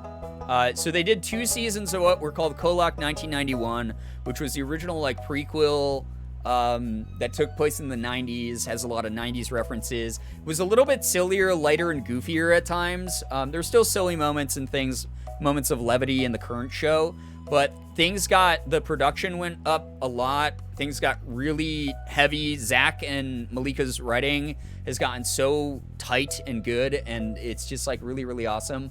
Yeah, Kolak.tv, and then the info page. Thank you, Free Range Ethernet. And then there's links to the full season playlist there, and there's descriptions of what the show's about. It's actually not based on the D&D system. It's based on a TTRPG system called Kids on Bikes, which is slightly simpler and lends itself, as the name suggests, very well to like that 80s nostalgia style of playthrough, of live play. So Kids on Bikes is like very much like you could do like a Stranger Things campaign on it. You could do like an It campaign. You could do, any of the like a Halloween like campaign on it, like based around like John Carpenter's Halloween, like anything very 80s. Kids on Bikes was like inspired by the idea of that. With the current series, spoil parts of the previous series if I wanted to go back and watch them after. Very vaguely, there's throwbacks to certain characters. There's throwbacks to certain events. References are made to things that happened in 1991, but it's pretty vague. It's probably not going to be any like real spoilers. It just references more nods to the people who have like kept up with it over the years. For us to all geek out about the deep lore. And here's the thing, I've been watching since the 1991 series, and even I get confused with the stuff that's going on. It's meant to be confusing. It does not hold your hand at all. It does not treat you like you're dumb, but it does treat you intentionally like you're in the dark, because so much is happening at any given time. There's so many subplots. It messes with some really cool storytelling and narrative concepts. In very unique ways, very creative ways. And part of it is to like just sort of fuck with your brain. It's very heavy, by the way. Big warning. Big, huge content warning for the show. It deals with so many fucking super heavy issues, dealing with familial issues, self-harm, abuse, like tons of shit that's like very, very heavy. There's frequent, incredibly gory descriptions of murders that happen in it. People relive trauma on it, like their characters' past traumas. It's really heavy, so just heads up on that kind of thing. The depictions of events happen to be very descriptive and rough to go through. So just big heads up on all the stuff that goes on in Kolak, not being for everyone. Again, not all media needs to be made for everyone, so if it sounds like something you can't handle, or you start watching it and you go, I can't really handle this, no shame in ducking out. And just dealing with it in your own time, or not even watching it at all. Very light system to pick up even if you don't know anything about D&D. Yeah, Kids on Bikes is like probably the most stripped down. It's even more than like Tunnels and Trolls. One of the most stripped down versions of D&D. It's very straightforward. It gives a lot of room for actual play / live play stuff where the actors really get to like describe what they're doing and talk through dialogue scenes together and sort of get on the same page. It's Kids on Bikes is really cool. I like Kids on Bikes as a tabletop system because it gives so much room for the actors, the players, to be players, basically. So, yeah. Ethan's an executive producer. Yep, he's an executive producer. He's also one of the main characters. Obviously, while he's on tour during that, he's on hiatus from it. But, like, yeah, he is an executive producer alongside AMC, which is responsible for The Walking Dead, Sons of Anarchy, Breaking Bad, like a ton of like really high caliber, huge shows. And they teamed up with Kolak, with Hyper RPG for Kolak. So yeah, it's really, really neat. Tito, what up? Good to see you here. Welcome to the stream, and give it the beans. Hello, hi. Welcome to the stream. Hope that everyone's having a good start to the weekend. If you're here on the East Coast, it's now technically past midnight, so happy weekend to you. You made it. If not, you're just a couple hours away, I'm guessing. We all got derailed by Kolak so hard that crabigail's been sitting there going Girbeagly for a solid 5 minutes. You know, she got to wait it out a little bit. Listen, she wouldn't dance with me, so I'm giving her the slow burn, a little bit of the cold shoulder tsundere treatment, you know? Just the way that it's going to go. All right, back to the game. Yeah. You scared me, sneaking into my room like that. What are you playing? Oh, yeah, I remember this game. It's actually fun. I've been playing Journey of the Prairie King for hours. I can't even beat the first level. This game is ridiculously hard. Well, either that or I'm just terrible at it. It's okay. It's all right to be bad at games. You start off bad at games and you get better, Crabigail. I did take a screenshot. It's in the Discord. Wait, a screenshot? Oh, boy. The ADHD tag is doing a lot of heavy lifting. It always is. It's why it's one of the main tags, okay? Oh, my God. Hey, do you want to try this level together with me? I think I might do better with your help. Co-op gaming. Oh, my God. We're totally... One of us is absolutely becoming a Discord kitten of the other. Free Discord Nitro. Let's go, baby. Oh, my God. Co-op gaming with my girlfriend. Oh, my God. I love that there's this mini game in this also. It's so good. I love this. This reminds me of old school shooters I used to play when I was a lot younger. Like in the arcade, there was ones like this on the Atari and the NES. This game's actually like kind of a good mini game in Stardew, honestly. Genuinely well made. All right, coins. I remember buy us like some power-ups. Oh no, Crabigail, you died! I was supposed to protect my poor Discord kitten. Oh, did we both die? What happened? Oh, I died. Oh, Crabigail, here they come. I wasn't paying attention. So terrible at this minigame. I like it. This is all I do in Stardew. It's fun as hell. This in the mines, like, holy shit, you know? We keep bumping into each other and blocking each other. I think that's part of the issue here. Wagon wheel, we can go faster, I believe, right? No? I don't remember what this does. Oh, yeah, this is what it does. Oh, shoots everywhere. But shoot everywhere. Halfway done. Yeah, we are. I'm officially a quarter-century old. Happy birthday to Nymeria. Chat, can we get some happy birthdays? Used to play this for hours. I think on my first Twitch playthrough of this game, I ended up playing this for I think chat during one of the streams where I had like 30 viewers, it was a little quieter in the night. I'm pretty sure I used the nuke on them. We ended up playing this for, like, chat had to watch me play this for a couple hours. Because I was like, oh, chat's kind of dead. I'm just going to, like, play the thing I want to play. What happened? I wasn't paying attention. I was looking at chat. Here they come. Yes, here they are. I put an unspeakable amount of time into this game. It's fun. It's kind of fun. Oh, no, crabigail! My darling girl. Is it her getting killed? Is she the one getting killed? I should be protecting her, I guess, better. Hey, we did it. We did. You did it, crabigail. It was all you. Now it's smoosh. Smooch is cowboys. Okay, it's good. Oh, it ran into the last enemy? Shit. Reading chat during battles, even in Stardew. I know. It's what happens here. It is always what happens here. Hey, that was fun. Thanks, Scribblus.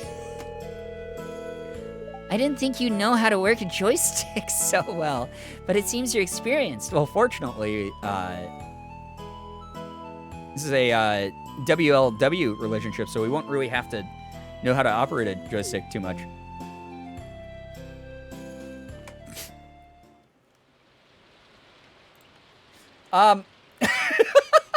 Fucking love this game.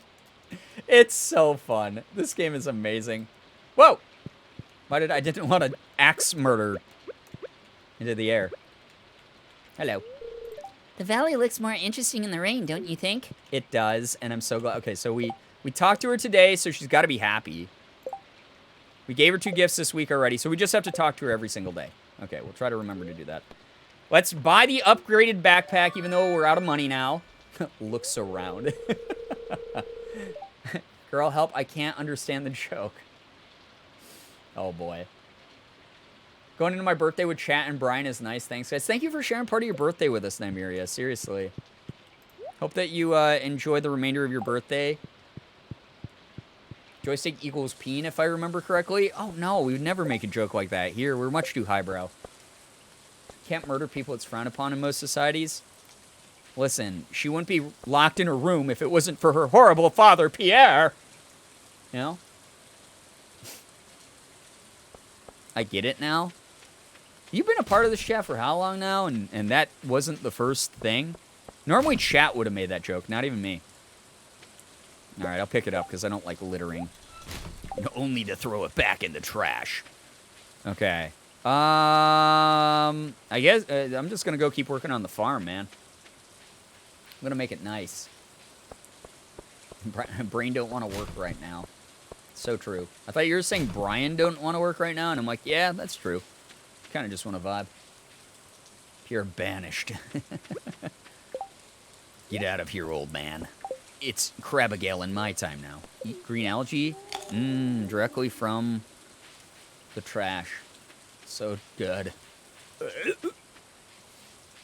Alright. Where are wild vegetables? Well, oh yeah, wait. I forgot. I can get, like, free mixed seeds. And fiber. Alright, make the weed jokes now, chat. We're harvesting the wild weed. Oh, here. Look at all the weed I'm getting. That was my joke originally, by the way, back in the day. Every time I'd slash the bushes and get the fibers, I was like, oh, we're getting weed. My weed streamer. That's me. Alright. Oh, fuck! Oh, wait. We have time to go to Clint. I can't remember if it's 3 or 4. She's a 10, but she calls weed pot. Listen, I'm still a 10 if I do that. #1 weed streamer on twitch.tv. Oh my god. Brian, is that a weed? The more Vine references, the better, I say. Oh, gross. When did this happen? Get out of here. Disgusting. Disgusting. All right. Wow. Look at all the weed I'm getting. Someone clip that. Oh, boy. Disgusting. I'm going to, I gotta go to, yep. I gotta go to, Clint and get the, give him the bars. Clint's got bars, dude. Very big on the rap scene here in Stardew Valley.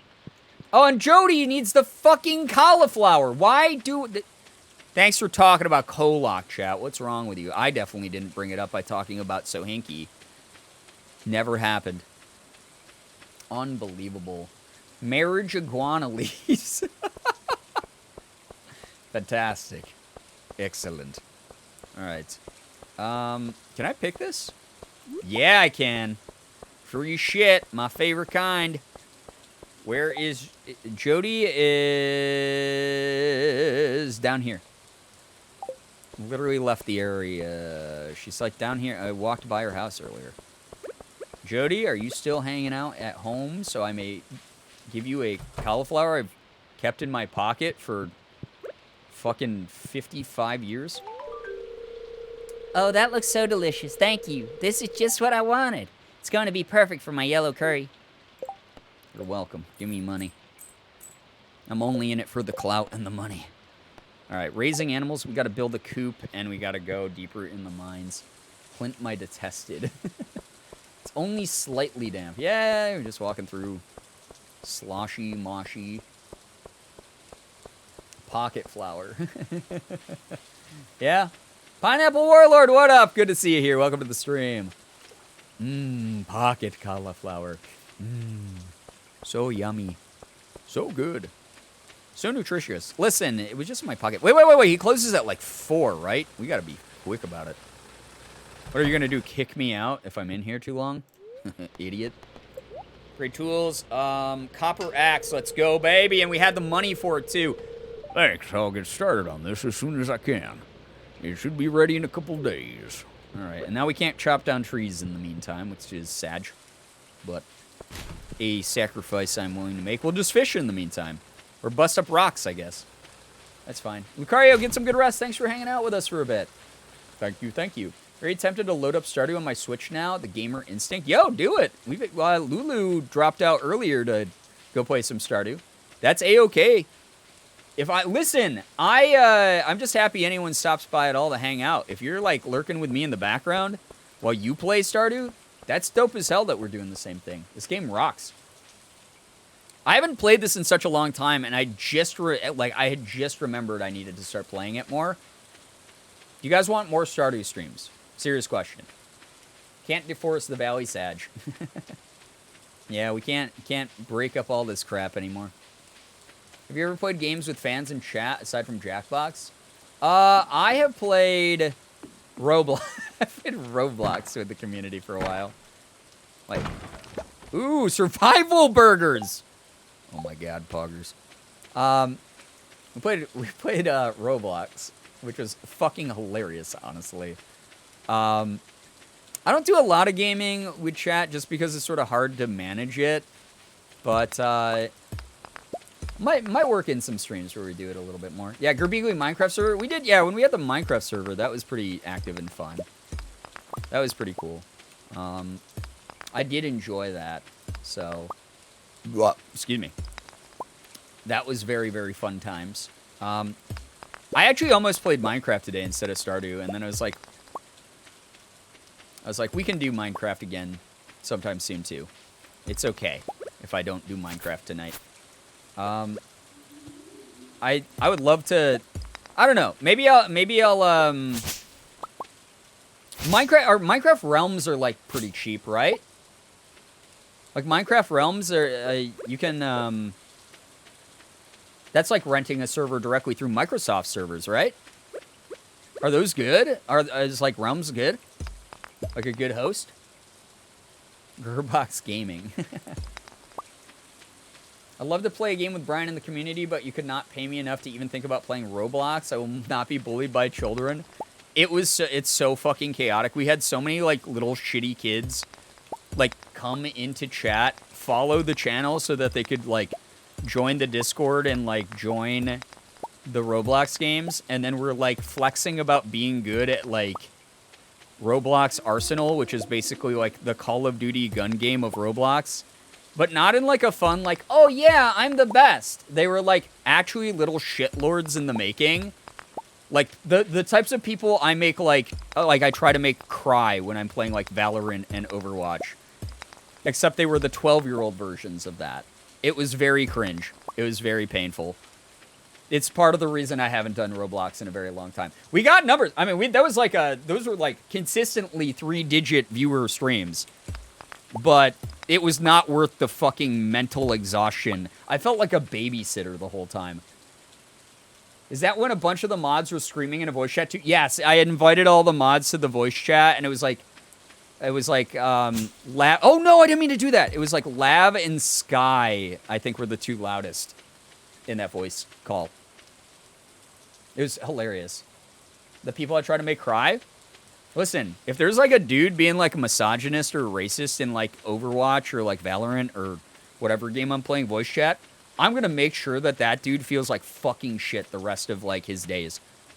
Like, I'm going to remind him that, like, he has not peaked as a human being and that he's dog shit. You know, like, that's what's just going to happen. Minecraft is also cross-platform. Just think of all the cursed things we could build. Yeah! That's the other thing. Like, I don't know. Okay, so no one answered my questions about Realm. I'm only familiar with Shockbyte servers, and they're all right. We used to have a Shockbyte. It was not great, honestly. It had a ton of lag. Shell, what up? Hello, hi, welcome to the stream. You remembered me. Unbelievable. Hope you're doing well. Shell was on the winning team for Twitch Rivals, for the Pride Twitch Rivals, and we placed third. We did good, though. We raised money for Transgender Law Center, which is awesome. Very good org. But you were on Team Bearkey. And you were in a couple of my lobbies. We did golf with friends. That was fun as hell. Never tried Realms. I'm kind of just asking because I'm like stupid and I don't know. Like, is Realms? I put an Xbox, so I like to play with everyone if they're across platform Realms. Haven't used Realms personally. It is just servers, right? It's just like Microsoft-based servers? Or am I absolutely bonkers for even suggesting that's what it is? Gerb SMP, like I would love to do that, like a Gerb SMP type thing. It'd be awesome for the community to go and like build their giant castles and stuff that they were doing. We had like a creative area. I don't know how to run them. That's my issue. I would have to like find someone to run those. Do some research. They have pre-built worlds, and they're basically that. Oh, that's kind of dope. The real win were the friends we remembered along the way. How have you been since Rivals the other day? It feels like it was 1,000 years ago. I know chat has moved on, but I just want to confirm I don't have to watch Kolak 1991 to understand the third season. Right, yeah. They are related. They technically reference each other, but they are not. It is not necessary to watch Kolak 1991 to enjoy and understand a majority. And by a majority, I mean like 99.9% of Kolak Season 3. Because it's technically like a soft reboot of sorts of the series. It's meant for new people to jump in with the current season going, if that makes sense. I've been pretty good. Today's been fun. That's good to hear. Microsoft-based? Wait, it is Microsoft-based servers. They do have limits on the number of players at a time. Oh. Are there better ones that I could just buy a host from? How have you been? I've been tired, but I've been good. A lot of good shit's coming along. Saturday, I'm getting my PlayStation 5, finally. I got to do the Twitch Rivals thing for Pride. Konami just sent me, like, a really cool care package. I have an in-person voice acting audition with a local indie dev sometime next week. I have about 7 other voice auditions lined up in the next week and a half-ish. Which is going to probably kill me and kill my throat. Out of context. That's the worst thing I could say out of context. I have a couple of sponsorships coming up here in July. I mentioned this very vaguely. Wait, 11 is the max online. Well, we didn't have that. We didn't have that active of servers when we were doing the other servers, so 11 might be an okay cap. Because there were only a couple people who sort of like no-lifed and didn't log out ever. And it gave plenty of time for like more people to like be on. I don't know. I guess if we like made a rule of like, if there is more than like X number of players, like if there's 5 players in the server, like you can't stay on for like 24 hours straight. Like you have to log off at some point so like someone can like join. Like maybe more than like 10 players or something. I don't know. If there's only 11 people online, what about the SMPs? I thought they definitely were able to hold more. Maybe there's a way to expand it. I don't know. I'd be willing to pay a subscription for a realm. I feel like there were small groups throughout the day. Yeah, there's normally like small groups throughout the day when we've attempted this in the past with both of the servers that we used to run for Girbeagly Minecraft. My biggest thing, I just like playing regular survival mode. You know, building a house, fighting monsters, trying to like make architectural weird things out in the danger zones and stuff. It was cool. It's fun to do that. I started with the current season and was confused all the way through, so I watched through Alcoholic 1991 between seasons, and it didn't make much more of a difference. Yes, that's a good way to put it, is there's a lot of really good references to what's going on, but the show, Kolak itself, is designed to screw with your brain. You will never have the full picture. You just never will. That's the way that Zach and Malika write things. That's the way that the players act out their scenes. You will literally never, ever, ever have 100% of what's going on at any given time. There's so much that's going on behind the scenes that Zach has as, like, deep lore. Yeah. Not enough oil, not true. Not enough oil, not true. Okay, count to clap. I suck at Minecraft, so I only play on creative.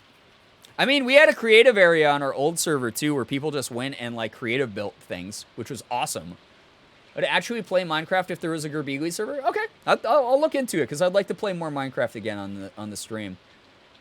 I probably wouldn't get into voice chat with, like, fans or anything like that, but I would definitely, like, you know, you could be on while I'm gaming.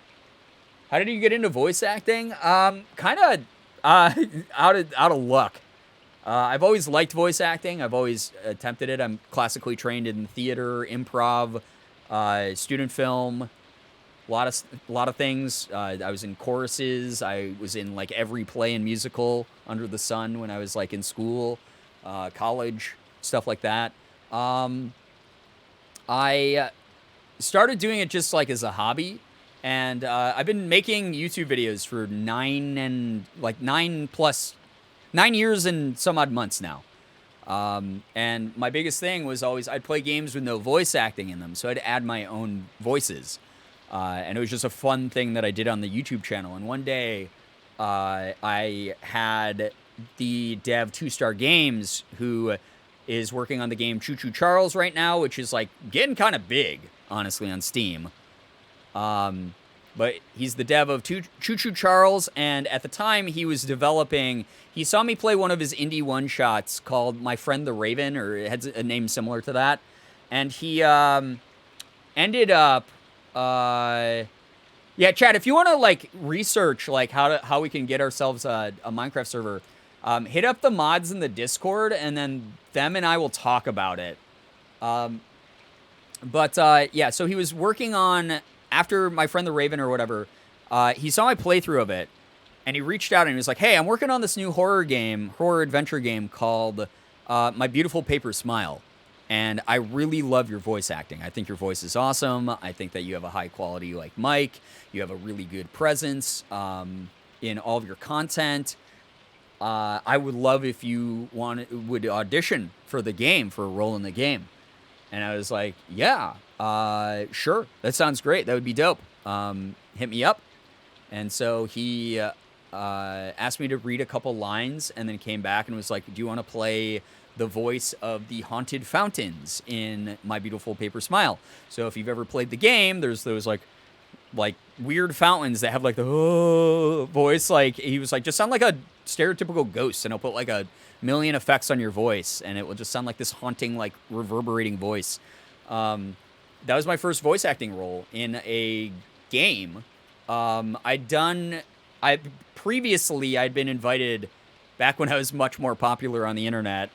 I was invited by the old YouTube channel Lore to do a lore in a minute, which was basically they would get big YouTubers and they'd have them read a script in 1 minute based on like video game lore or TV show lore or anime lore.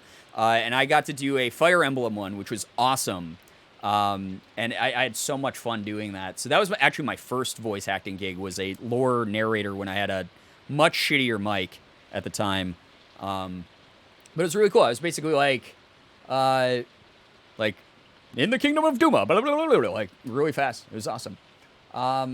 So that's a big thing. But it was sort of out of luck. It was sort of out of chance. Like my other content benefited my rise into voice acting, if you want to call it that. And then, yeah, it was cool. It was neat. Hey, yo, what up, Clark? Good to see you here. Welcome to the stream. After My Beautiful Paper Smile, I got booked by another indie dev who was like, hey, I like, you played the demo of my game on your channel, and you gave every single character in the game an awesome voice. Do you want to audition? I said, yeah, sure. Cool, hit me up. Did another audition. He said, hey, do you want to play this dorky, nerdy character I have named Hero 69? And it's like, abso-fucking-lutely. I want to play Hero 69. Say no more. And I got to play a character named Hero 69, who is like, Yes. A man of culture, I see. like stereotypical dork. I fucking love that character. That's probably my favorite role I ever got. Very small bit part, but like one of my favorite character acting roles I ever got to do. After that, I started taking voice acting a little bit more seriously. I always recommend to people who are like wondering how to get into voice acting to read literature by like famous voice actors. There is an online blog. You can just Google like I want to be a voice actor, and it might be the first thing that comes up. I forgot who wrote it. My brain. Bradley Bradley Baker. If you know that voice actor, Bradley D Baker. My dyslexia is hitting me hard right now. Bradley D Baker or D Bradley Baker. Help me out here, chat. I'm being brain dead. He wrote this fantastic blog. It is the resource I point literally everyone who asks me how I got into voice acting in the direction of. He is an industry veteran. He is a legend. He has booked literally hundreds, if not thousands, of roles throughout his lifetime. But he has a free resource called I Want to Be a Voice Actor, where he updates it regularly, compiles stuff for intro to voice acting, if you're an experienced voice actor or if you're someone who's like a professional level voice actor.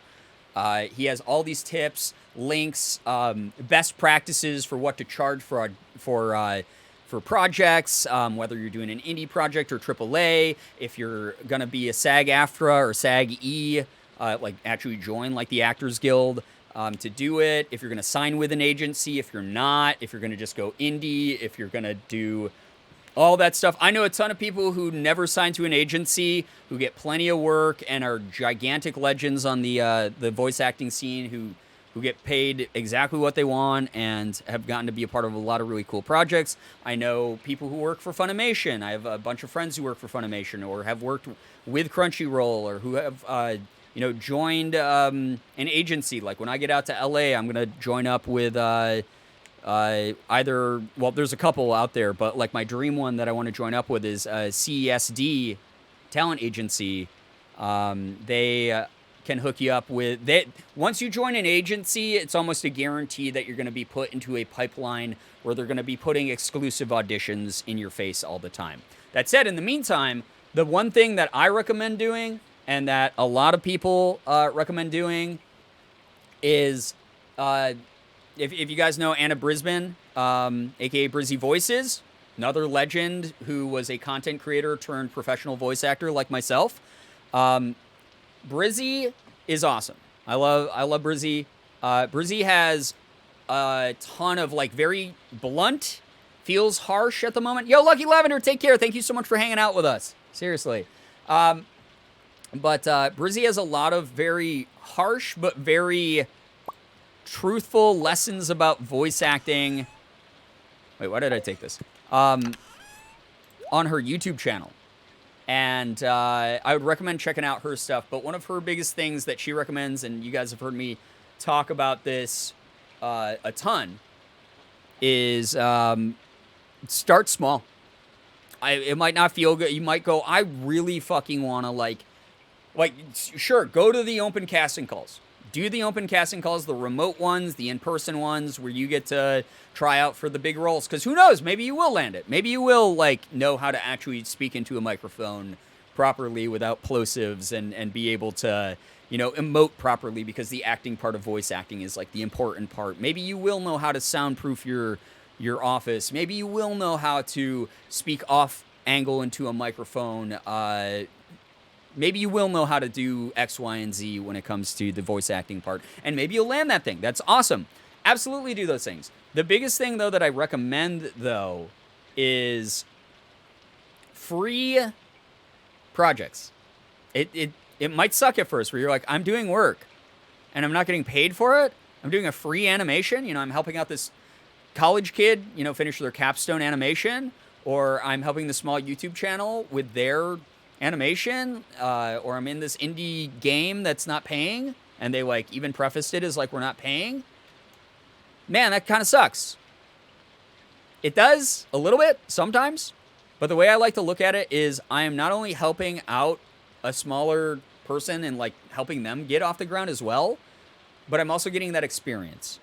I'm also adding things to my portfolio. I literally just did an animation the other month, where I got to voice a bit part of a scared soldier in, like, a really funny, silly animation that a student animator was doing for their capstone project. And I had honestly, I had a fucking blast. It was great. But it's something I get to add to my portfolio now. It's kind of that easy. So it's okay to get that experience in there. And once you built up a portfolio, you can, you know, work on demo reels. You can approach agencies. There's a lot of, there's a lot of agencies in the gaming world that will, like, constantly post public, like, casting calls and stuff like that. And you can try your hand at them. But yeah. And then obviously, like, my biggest step into, like, professional voice acting, even though once you get paid, you're in this industry considered a professional.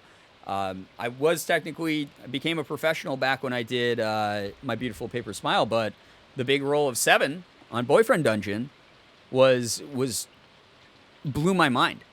I had played the game for years, like the demo at, like, various PAXs, and then they just, like, hit me up and they were like, hey, we have a Korean character that, like, we wanted authentic, like, Korean American voice to voice act him. Would you be open to trying it out? Like, we've heard of you, we know of you. We'd love to let you audition. And I fucking flunked. I didn't do it because I saw the picture of 7 and I was like, oh, 7, he looks like a young dude. I'm gonna do, like, the, oh, hey, whoa, didn't see you there, like, kind of voice. And I did that as my voice acting, and they were like, sorry, we decided to go in a different direction. And it's like, well, I suck. And then I was like, can I have some feedback? And then they were like, yeah, we just were looking for a deeper voice. And I was like, well, my natural voice is way deeper than what you heard. I was like, can I do it again?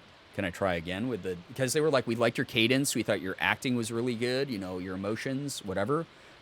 But they were like, it's just the tone of your voice. And so I redid it and I did it much more natural, just like, hey, whoa, you know, that kind of voice. And then they were just like, you nailed it. That's literally exactly what we wanted. So I got the part.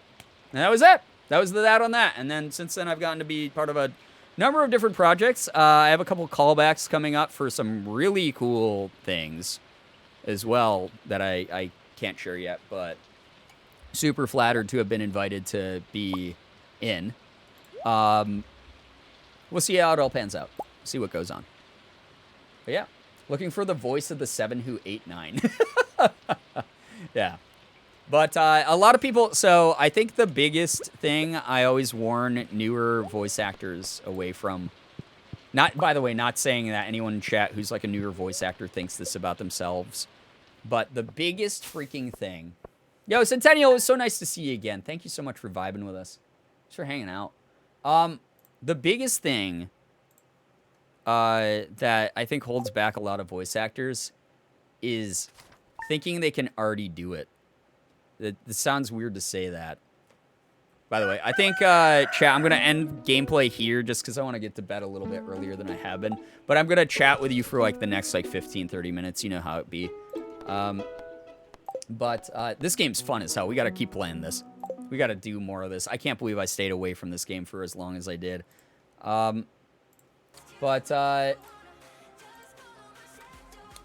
This is a weird thing to say, but I think that a lot of voice actors, especially amateurs, because I've gotten to listen to... thanks for the full rundown. I just always want to help people. Like, there's no reason to gatekeep any of this information. It's not like I can do anything special compared to what anyone else can do who applies themselves or has the natural talent to do it. Like, it's a lot of people think of it as this like big, impossibly unbreachable, inaccessible thing, and it's really just like, it's something. It's like anything. Practice makes perfect type of thing. So. Here's the big thing with it. A lot of amateur voice actors, because I've listened to so many voice reels. I've listened to so many audition takes. And some of them get a little bit rough. Obviously, beyond just the basics like, hello, I'm plosiving into the microphone. Like, very badly, very loudly. Like, besides just that, besides, like, the bad technique, there are voice actors who just think they can do it because they've been told, oh, you did, like, a really good, like Joe Swanson from Family Guy. Oh, man, your impressions of, like Disney characters are so good. Oh, man, you got a great sounding voice. Wow, the sound of your voice. Man, you should be a voice actor. You should be a narrator in something. You should be a voice actor. Just because you have those traits, that's a great building block, by the way. Have an opening shift in the morning. Yo, sure, thank you for being here. We appreciate you hanging out with us as long as you did. Thank you so much for being around. Appreciate you a ton. Getting into voice acting seems so scary, but it sounds so fun to try. Yeah, honestly, it's just a matter of getting started. Like, you might as well try, but at the same time, like, on top of it, like, please also know, like, if you want to, doing it as a hobby is one thing, but the number of people who are like, yeah, I do, like, voice acting of, like, webtoons that I found on, like, Tumblr myself. I'm a pro. And I'll, like, go and I'll listen, and I'll be like, this is a good start. It's a really good start. But please don't refer to yourself as a professional voice actor if you're doing this. This is great. This is what I did when I started YouTube. You know, I was like, I'm a voice actor because I add voices to visual novels and dating sims and JRPG games and stuff like that. And I was like, oh man, I can do like a great, like, this is my Steven Bloom impression. Hey, what's going on, Toonami? Like, just like there's that for sure. It's all practice. Yeah, I mean, it's not all practice. That's the other thing about it, is it's practice and it's understanding that you can always get better. There's a lot of ego in the industry that I fucking hate coming up against. Lily Popcorn, hello. That just makes me want to flip a table. There are people who think that they are God's gift to voice acting because they can do like a really good like Steven Bloom impression. Like they can like do like a Patrick Warburton really well. They can do an anime protagonist really well. Like, oh, I can sound like any Genshin Impact character. Like, that's awesome, dude. That's amazing. You know what a casting director is gonna not care about? Fucking impressions you can do. The fact that your mom and your uncle told you that you have a really nice sounding voice. The fact that you have a Twitch community that says that like your voice sounds awesome. That you have YouTube comments that say that you sound awesome. There's this belief that is the ground floor, and I'm going to tell everyone here, harsh reality of this industry is that is beneath the ground floor. Like, it is lower than the bar that any casting director will have. When you go to these auditions, and you go, oh yeah, I took this voice acting 101 class with this voice actor. I did this workshop. Here's my portfolio of things that I did. Yeah, I actually went to to a community college for like audio engineering and like voice, like vocal coaching and stuff like that. There's a bunch of stuff like that. That's the ground floor. Especially if you want to be in the AAA market, if you're in LA, if you're in New York City, if you're auditioning remote for like anime roles, for video game roles, things like that, that's the ground floor. It is not. It's really, really, really tough to not have at least that much background in it, and that sucks because voice acting classes are expensive. Buying a good enough microphone is expensive. This one's getting replaced. You guys know. You heard. This is a great USB microphone. This is the Elgato Wave 3. Highly recommend it. Super, super, super great. As far as like audio quality, the fact that it doesn't sound compressed or condensed, the fact that it is very, very, very like good at picking up sounds without picking up a ton of plosives, and it's USB. It's pretty good. It's a really, really good mic. You can get this for like I think like a couple $100.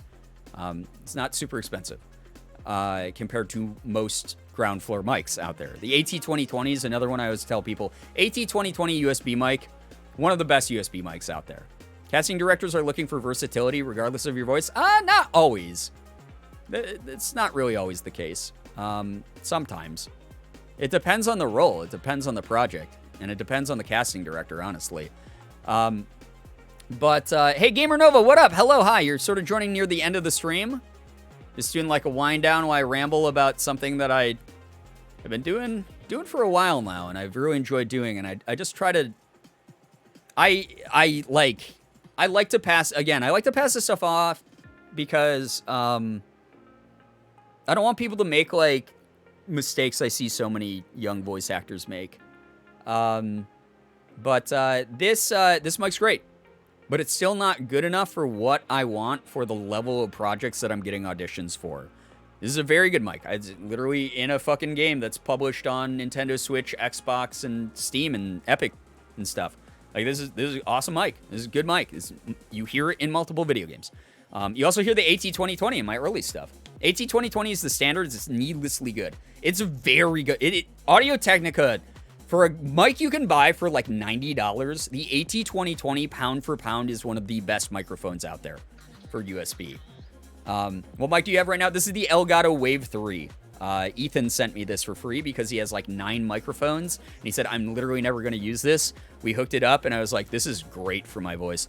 The mic that I'm about to get, that I got, and it was unfortunately the capsule was detached and it was like broken, and I'm so sad because the plate and the capsule, the diaphragm in it, had become detached on the inside, and I'm so sad. I'm so sad because when it was upright and it was working, it sounded great, but it had like broken in shipping, which sucks.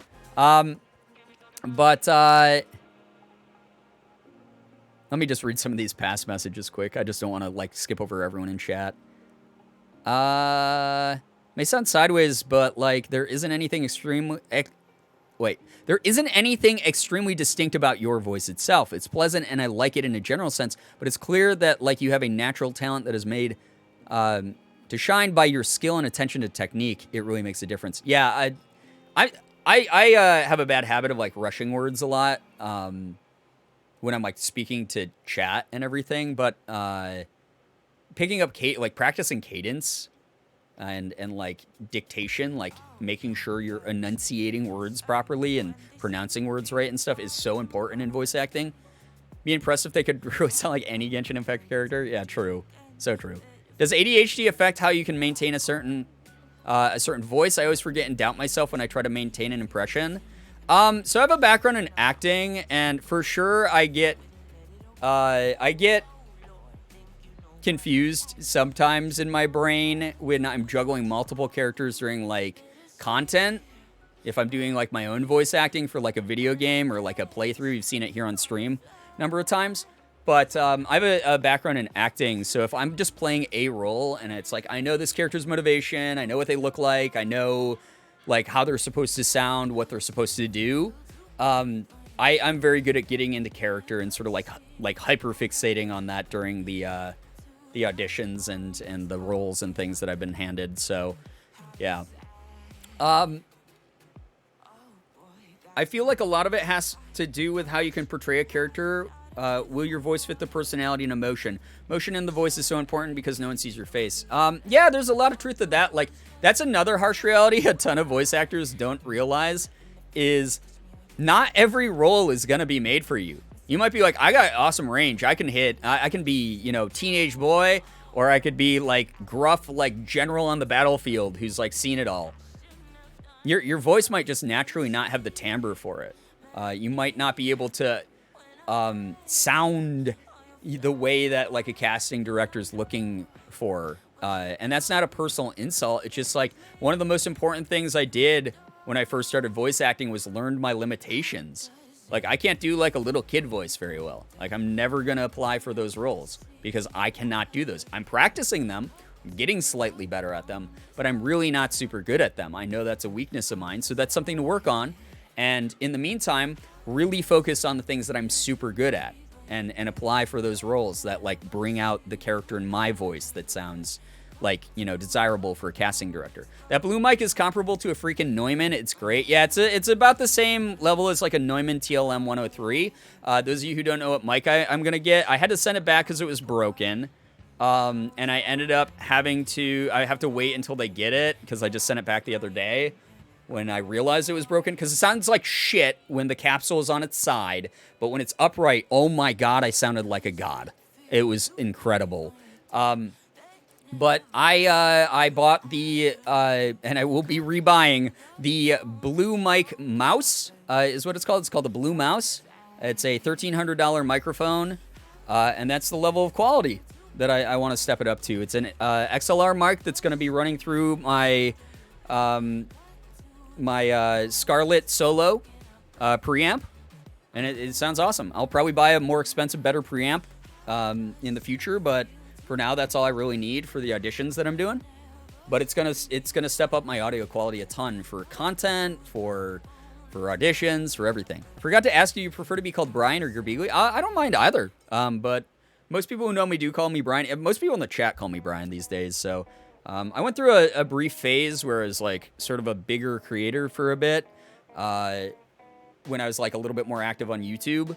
And a lot of people still referred to me as Girbeagly. When I'd like go to conventions, I'd be like around another creator I'd known for years, and they'd still call me Girbeagly, and I'd be like, oh, well, that's fine. So it's fine. Either way, I'm comfortable with either. Find that the hyperfocus part of ADHD kicks in when you get a little muscle memory down for whatever creative endeavor you undertake. Yeah, and it's also like the fun of playing a role. Like when I'm bored of a task, it's very hard for me to hyperfocus on it in like a good, productive way. But when I'm like, oh, I cannot wait to embody this character. I can't wait to be an obnoxious theater kid as this character. Like, I just got to do this awesome audition. I don't know if I'm going to get it because the competition is very steep with it. But, again, like, I've told you guys, I've lost out a couple of roles recently against, like, industry legends or actual Hollywood actors have been the only people who have beaten me out on a bunch of the roles I've gotten lately. Or been offered lately, or auditions that I was offered lately that I missed the role on. But I got to do, like, I finally got to read for a villain. And I've been telling you for a long time, I've wanted to be a freaking villain in a game or a show or something for so long. And that when they showed me the prompt, and I was like, oh my god, this is like the main bad guy. And oh my god, this guy's like, oh my god, this this character is like so evil and twisted, and I got to bust out like my evil laugh. I was so happy. So excited to see your future voice acting roles. Thank you, Darkling Dude. I'm excited for when I finally land something again. I'm like the voice actor who's not getting work because I'm not putting in auditions right now as much. But that's why I booked myself for like 7 auditions this week. It's gonna be a lot, but I gotta do it. Glad you plan to upgrade your preamp. Yeah, the solo's like good for like content and shit. Like I don't care, but I'm probably gonna get, I don't know, there's one I'm eyeing that's like a much larger price gap that I can't. I'm not even gonna mention it because chat's gonna be like, oh, we gotta donate like 50,000 subs now, and I don't want to do that, so I'm not even gonna tell you which one it is because I remember a few months ago before I even bought the Blue Mouse, Sport was in here and it was like, I think I know what mic you want. Here, let me donate like $500. And I was like, please don't. And I was like, first of all, you probably don't know what mic I want because I haven't said the name of it. But also, please don't do that because that's on me. I get to buy those and like write them off if I need to, you know? It's okay. You don't have to, please don't donate your money so I can buy myself new tech. All of you are way too kind. Yo, Falcon, thank you for the 100 bits. I appreciate that. I have to head out for now, but I'm glad I got to stop by. I'll keep your advice in mind. Yeah, it's a lot to take in, but it's all stuff that like I wish someone had told me when I started, honestly. Take care. Thanks for dropping by. But yeah, Gerb Evil. Yeah, I got to do like the evil like low cackle. It's supposed to be like that like like kind of laugh. It was so fun, and I like went all out. I was like, I am obnoxious theater kidding this shit. This is my like Jean Valjean in fucking Les Mis moment where I get to like go full unhinged, like yes, like just like super disgusting, like creepy guy voice. Oh, I had so much fun. So I hear you want a new mic. Pineapple Warlord, thank you. I already have the new mic technically. No, it's a new preamp. The Scarlet's not bad. It's a good starter.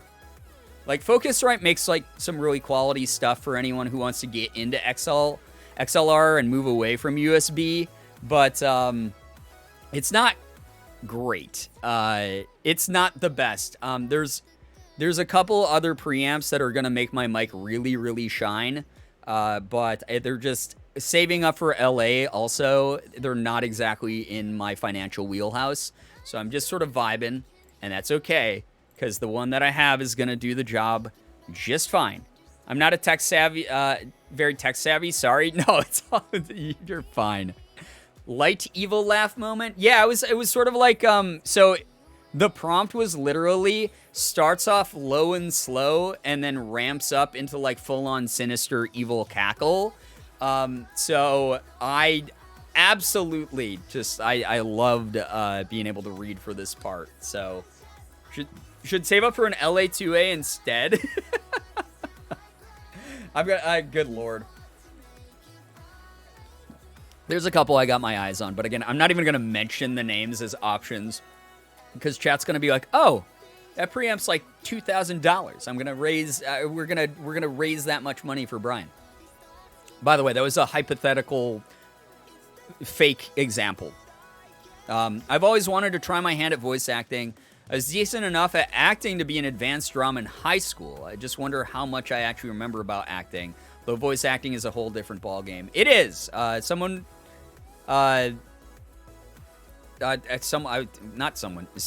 Those of you who know ProZD, Sungwon Cho, one of my inspirations for voice acting, I really want to become friends with him because then we get to talk about being Korean as well, which is kind of dope. Thank you, Austin. I appreciate that. That's actually, I don't know if that was meant as a meme or not. That's very sweet. Thank you so much. Keep hearing preamp and thinking you're going to say preamble like the Constitution. Got my husband an Elgato mic for Christmas. He loves it. Elgato makes pretty good mics. This one is amazing because it's real-time compression. So you cannot peak this mic. You physically cannot peak this microphone unless you're hitting a certain octave, which humans normally can't. We gotta raise $2,000 for that preamp Brian wants. Yeah, very real preamp, by the way. But I'm not even going to tell you the price range it's in because it's big. But Sungwon Cho, aka ProZD, had an interview that he did with Crunchyroll a couple years back where he's talking about how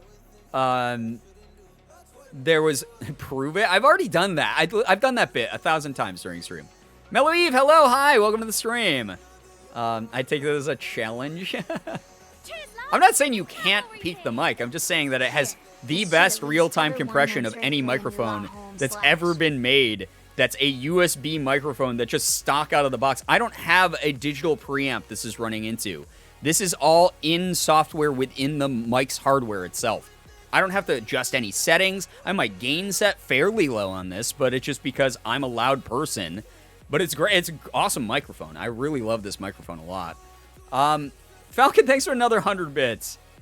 At least cover 1 month's rent for your new LA home. Yeah, 100 bits is about 3K. You're right.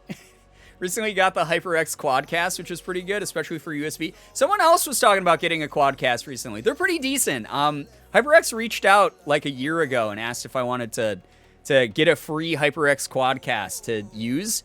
And I was already using this one, and I was like, I probably don't need it, so no, thank you for the offer, though. But I should have gotten it just to have, like, another backup mic, because I'm sort of like a microphone head. I love mics, keyboards, and computer mice are, like, my geeky tech things. And then anything else, like, goes over my head. So, yeah, the wave-only clips if you're running at 96K, Jesus, and you can hit above 10 kilohertz. Yeah, that's... you're gonna shred your throat forever if you try that. Namira, thank you for the bits. Peek your mic, bet you're too scared. Literally tried it before. Again, if you missed out, that's on you for being a bad viewer and missing my content, you know? Chris, what up? How we doing, dude? Welcome to a very late night stream. We were just playing some Stardew earlier, vibing out with people. I think a lot of people, like, scattered after I stopped playing Stardew because I was ranting about what it's like to actually be a voice actor and, like, best practices and stuff. But, what the hell was I even talking about until a second ago? I don't remember. Preamps for a little bit, but the wave for a little bit. We like your rants. I hope so, because it's 99% of my content. Yeah, but the Quadcast that's a good USB mic, honestly, Austin. It's a really good one. I like the RGB in it as well. Stardew's fun. I freaking love Stardew. Dude, how have you been, by the way? We gotta get some games going again. Maybe another, like, Gartic lobby. That was fun as hell. Imagine not being here for the past 4 years. I didn't get this 4 years ago. Ethan sent me this, I think, like, a year or two ago. I can't remember. He sent me my camera, too. Like, Ethan is, like... when I say he's my brother, he's, like, my best friend. I've known the dude for, like, 7 years now. I have this disgusting note. I don't know how it got all gross. I don't know what these are. These are probably, like, food stains on this. But this is a note he sent me with my camera. It says, "Hey, idiot, go make some sweet videos and streams and get your ass out here. I love you. Merry Christmas." He bought me that camera for Christmas a couple years ago because he wanted my video quality to increase enough so I could make enough money to move out to LA. And then I stopped making YouTube videos because I got depressed, so... Who's the idiot? It's him. Always down for games, Gartic, or even Codenames would be fun. Everyone keeps telling me Codenames is good, and I have not ever played it. I don't even know what it is, but I would love to play it. Love to try it out. Sounds like me and my best friend. If the one wants something, the other will do the best to help them. I don't ever ask for anything from Ethan. Everything he's ever sent me has literally been out of the blue. He's that good of a friend. He's literally like, I told you guys earlier, but he is contacting properties in LA right now for so he can tour them and either FaceTime us while he's touring them or send us, like, more pictures of, like, that address our, like, specific questions and specifications so that we can move out there, like, ASAP. I run my AT2020 into an Audient Evo and use software gates and comps, and I love it. Yeah, I don't use, like, any software gates or anything. That's the nice thing I like about the Wave 3 is it's all the software's in the mic. You, me, D-Tune, Ethan, and some others could be a black... Dude, please hit me up. Honestly, I'd love to. I think that'd be fun as hell. That cat is almost as old as me. I swear she's stealing our life force. And we'll be there on our deathbed still screaming for... Oh, cat screaming? Sig has just been yelling a lot at us lately. I love my boy, though. Anyone who's a cat parent, I trust you. Real estate king? Can you ask him not to eat more peanuts? I already, like, joked around with him about almost dying. But I was also, like, behind the scenes. I was, like, super nervous. This is the 3rd or 4th time he's had a allergic reaction to peanuts since I've known him. Every time is very scary. I'm just happy he has good people around him to support him. Because obviously being so far away, it's like, what the hell can I do? I mean, what could I even really do in the situation besides stab him with an EpiPen? Everyone needs an Ethan in their life. Brian, share your secret. How do you get such a good pal? I didn't want him as a friend in the beginning. He was a teenager when I met him. I didn't want to fucking talk to him at all. We met at PAX East because I was a Markiplier fanboy, and Mark, for whatever reason, invited me into his group to hang out. And then Ethan was a Jacksepticeye fanboy and followed Sean around the entire convention, and it was Sean's first PAX, so Sean just let this annoying little kid hang out with him. And I had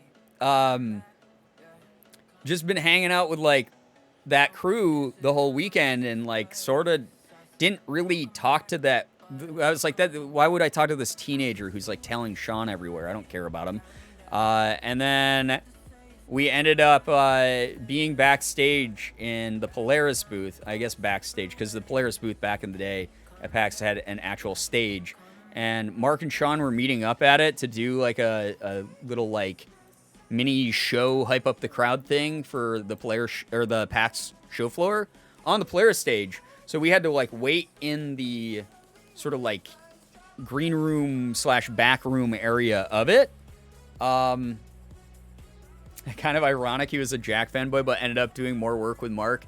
Yeah, I mean, he did, like, the early Thankmasses, like, in person with Sean and everything, and then honestly, I think it's, like, the distance thing. I think him and Sean would do more if they were closer to each other, but, like, Mark also, to be fair, Mark picked Ethan out of obscurity to work for him, and then helped kickstart his career into, like, Overdrive even more. And like, even before Mark did that, I used to tell Ethan all the time, I was like, dude, like, you're fucking gonna blow up someday. Like, your content is, like, super high quality. Like, I just see it working out. So yeah, it was just one of those things that was destined to be. But anyway, like, yeah, so I was, like, sitting on my phone. Morgan and I were, like, hanging out in, like, this, like, back green room of the Polaris booth, and I was, like, on my phone, like, texting people or, like, updating social media or something, and all of a sudden I just heard Ethan living a Wattpad fanfic, pretty much. Like, Markiplier picks you out of the crowd and says, "You will be my editor," and you blush.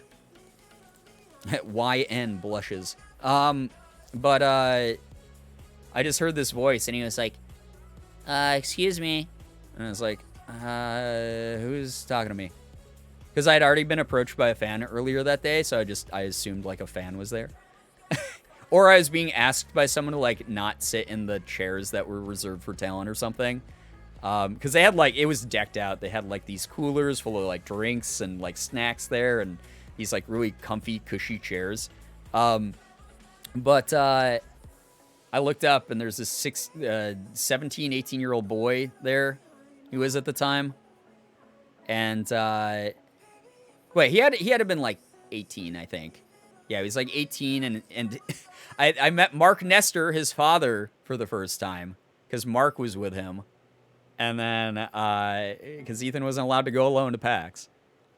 And then I was like, yeah. And he was like, "Hi, I'm Ethan. Nice to meet you." And, like, I was like, "Oh, hey, dude. Good to meet you." Yeah. And we, like, exchanged, like, Twitter details. And we like, kind of talked about, like, who our favorite YouTubers were and, like, what we did on YouTube. And, yeah, it just kind of got to know each other a little bit. And then I went back to the hotel that night. And I started getting DMs, and I looked at Morgan, and they were all from Ethan, and I was like, this kid will not leave me alone. Like, I was writing back, like, nice things to him. I was like, "Yeah, dude, it was cool meeting you too. Like, hopefully we, like, stay in touch or whatever." Not expecting to, like, actually, like, stay in touch, because it's like, okay, I met you over the weekend. When the fuck am I gonna talk to you again? And it's just like, "Morgan, I'm trying to sleep, and this kid will not stop DMing me. Like, what's wrong with this kid?"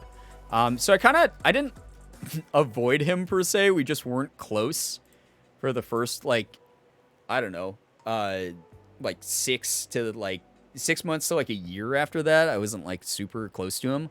Like we like talked every now and then, and we were like in a bunch of group chats together. So what ended up happening was we had a bunch of mutual friends on Twitter, and we were like, he would like DM me and be like, yo, dude, I didn't know that you knew this person. That's dope. Like, we should like all collab someday. And I'd be like, yeah, sure, collab, dude.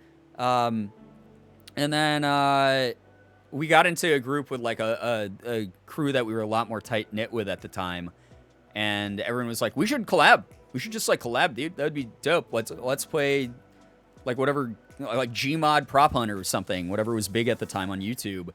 And as an ADHD teenager who emotionally attached himself to an ADHD adult, yeah, we kind of just latch on and you have to deal with us. Yeah, it was very much like I took him under my wing thing in the beginning.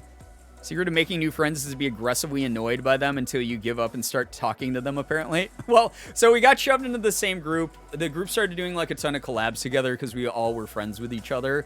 And then Ethan and I would like just like DM back and forth and have like kind of deep talks. Like he'd just be like, hey, like, do you think this will ever happen on YouTube? Do you like think like how do you approach like content this way? Like, I was the first person before he rebooted his old channel into the channel that it is now. Like, where he's like, do you think I should do that? Is that stupid to like restart my YouTube channel? And it's like, no, it's not stupid, dude. Like, if that's where you want to go with your content and like have a fresh start, like do it. It's like your community loves you. They support the hell out of you. They'll be there for you. The ones that matter will find your new channel and they'll stick around and they'll be like really active. And so like I was one of the first people he asked about that. And we just like got closer because I was like, damn, this kid's like kind of actually like, as much as I make like Ethan and I make fun of each other for being stupid, you know, like I call him an idiot, he calls me an idiot, whatever, just sort of how brothers are. Like he was someone who like I was just like this kid's got like a good handle on what his goals are. This kid has like a good idea of where he wants to be, what he wants to do with his content, how he wants to affect people, how he wants to help people. And I was like, that's my mindset about content. Like this is really admirable. This is cool to see this in someone who's like newer, you know, into life, I guess, like hasn't had as many like experiences as I had in life. So we just started like texting more and talking more. And then we just like grew closer and closer till like he started like trusting me about like things like rebooting his channel. And that's that on that is like he just sort of like, yeah, he like clung on to me and we became friends. That's the thing is the mutual respect is like I know he's much younger than me, but he is someone who I think is going to move his life in a direction that's going to continue to help so many people, and he has helped so many people, and he's done like a lot of really cool things. And he, you know, he makes fun of me, but like he also regularly tells me that, you know, I lived like 10 other lives before I became a content creator, like a ton. And he is someone who like looks at me as like an older brother, like someone who like he's impressed by like my insight about life and like the things I've gotten to experience and do. Because if you think about it, like he went from working one job he ever had to becoming a full-time content creator, which is really cool. But he feels like he, you know, he's talked about this in like vlogs and stuff like that. Like he feels like he's also like not gotten to experience some other things that like people normally get to. And I've gotten to experience a lot of those things. You know, I really have lived so many different lifetimes over the years. And it's just like really cool. It's very, very cool that like we have sort of that, it's like a mutually beneficial relationship. So it's very good stuff. One of my closest friends is my former theater director, and it's to a point where I'm like, hey, I'm going to lunch with Mary, and my parents say, okay, but then also Mary and I both have ADHD and can't make decisions, so we never know where we're going to go until we drive past a place and go there. Yeah, that's the ADHD way to pick out food for sure.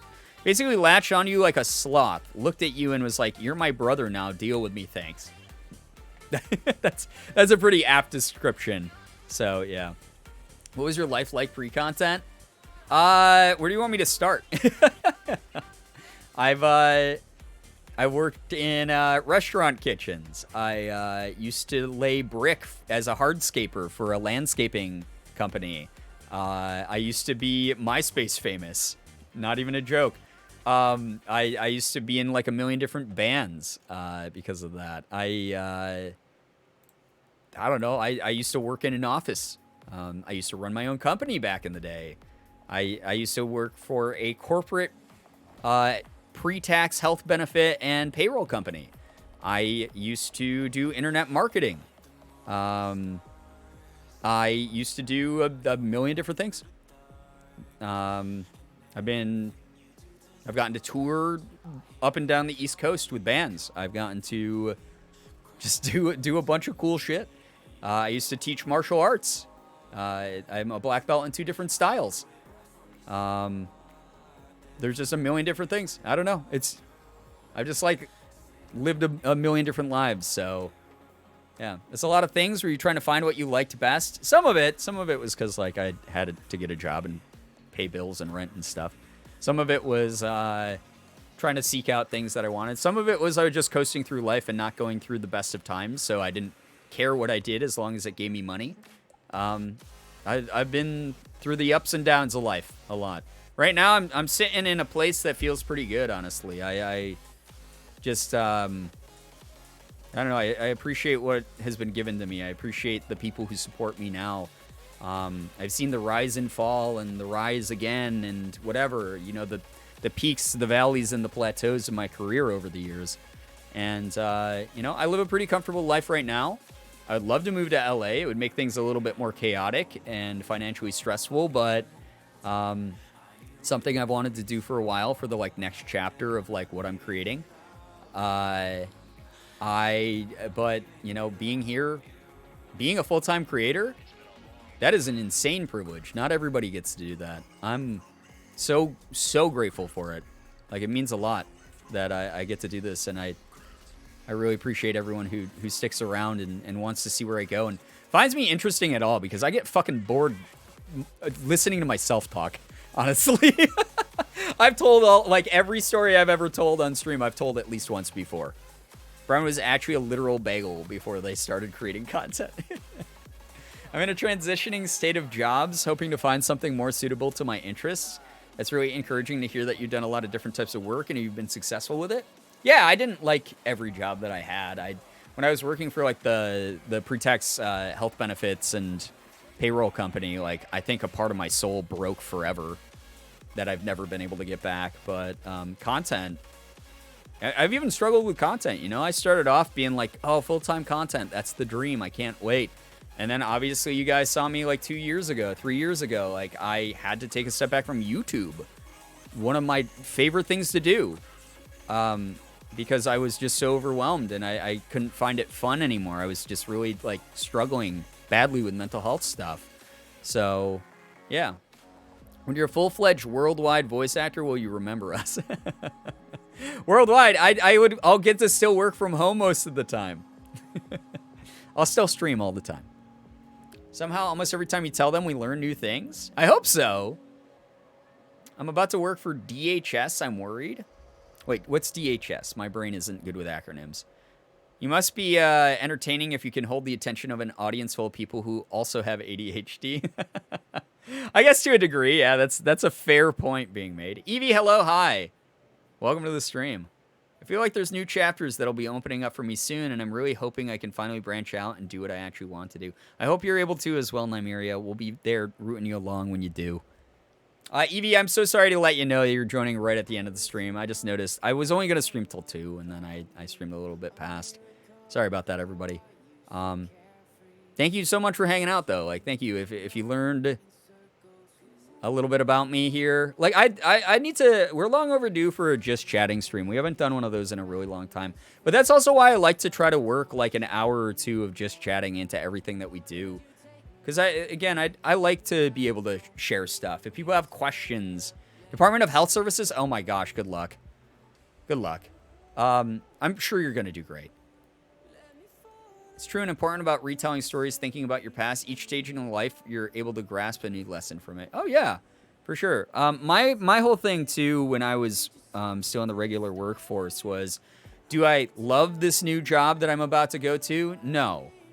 is it better than my previous ultra shitty job? Yeah. So that's another stepping stone in the right direction till I can finally go full-time with content. And then I went full-time with content. And I was like, holy shit, let's go. It was pretty cool. Pretty cool stuff. I was about to say Department of Homeland Security. Yeah, we got to get better, less similar acronyms for shit. Anyway, chat. Hope it was fun hanging out. Thank you so much. We'll chat more soon. We'll vibe more soon. Thank you so much for being here, being a part of tonight. Definitely more Stardew soon. Maybe some Minecraft. Even if we don't get a server set up right away, I want to maybe do like a solo Minecraft. Get those streams going again, because that's really fun also. And then obviously we're going to do like a lot of the story-based games we have. They're going to be mixed in. Tomorrow, Morgan and I are thinking about opening Pokemon cards again. I can relate a lot to the million different lives and doing what you have to get by. Yeah, Austin, a lot of people like hit that stage. I just want to show people that like if someone like me can do this, freaking anyone can do this. I'm pretty new here, so it's been nice to hear the story and learn more about you. We're close in age, and it's nice to hear someone else kind of just getting through and grabbing hold where you can. So glad you found this level of success. It makes me happy to see it. Thank you. That's really nice of you to say. That's really kind. Thank you so much. I was about to say Department of Health Center because I couldn't think of the word services. Center with an S. Oh, boy. Thank you, everybody. Seriously. Yeah, we might do Pokemon cards tomorrow, so more conversations, more vibes, more memes, whatever. You guys will get to see Morgan again. We're not going to raid because I streamed longer than I wanted to. I'm sorry. Raiding, probably tomorrow. We'll probably raid tomorrow because Morgan will be there to be like, we got to end stream. And I won't just, like, lose my mind. But thank you to everyone who hung out. Thank you. I hope that Stardew was fun. We'll do more of it soon, I promise. I think that I had a pretty good reception. I think you guys like watching it, right? If you did, hit me up with some Gerb Chaos in the chat. I would like to know if you enjoy Stardew as we wind down here. Thank you for all the follows, the bits, the subs, the resubs, the gifted subs, the donations, everything that came through tonight really helps me out a ton. Thank you for allowing me to do this as a full-time thing. It's just absolutely nuts that I get to it all. I am unbelievably blown away that I have this level of privilege. Thank you for, like, truly changing my life forever for the better. Okay, that's enough chaoses for me to say, yeah, go to do more. We'll do more Stardew soon. Thank you to everyone who vibed tonight. Seriously, you're great. Hope you had fun chatting. If you just lurked, thank you for lurking. You're the best for sharing your time with this community. Hope you all have an absolutely wonderful morning, afternoon, evening, night, whatever it may be for you. You guys are the best in the world. Love every single one of you so very much. I really, really do. Finger hearts as usual. Good luck on everything that you have coming up this weekend, this upcoming week. I know I'm going to need your support and luck throughout all my stuff, and I know I already got it, so I'm wishing it back to you. You're all going to do great. I'm proud of every single one of you. We'll see you, hopefully, tomorrow for some Pokemon cards. If it doesn't go Pokemon, we'll figure out something else to do. We always do. But, yeah, take care, everybody. Goodbye, everybody. Goodbye. Goodbye.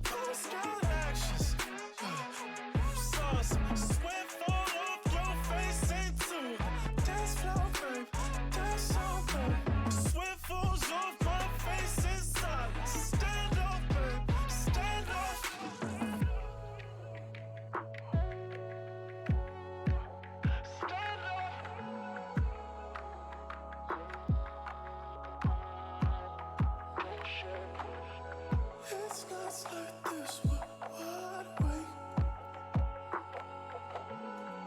It's times like this, you shy away from me, babe. Started in a hotel.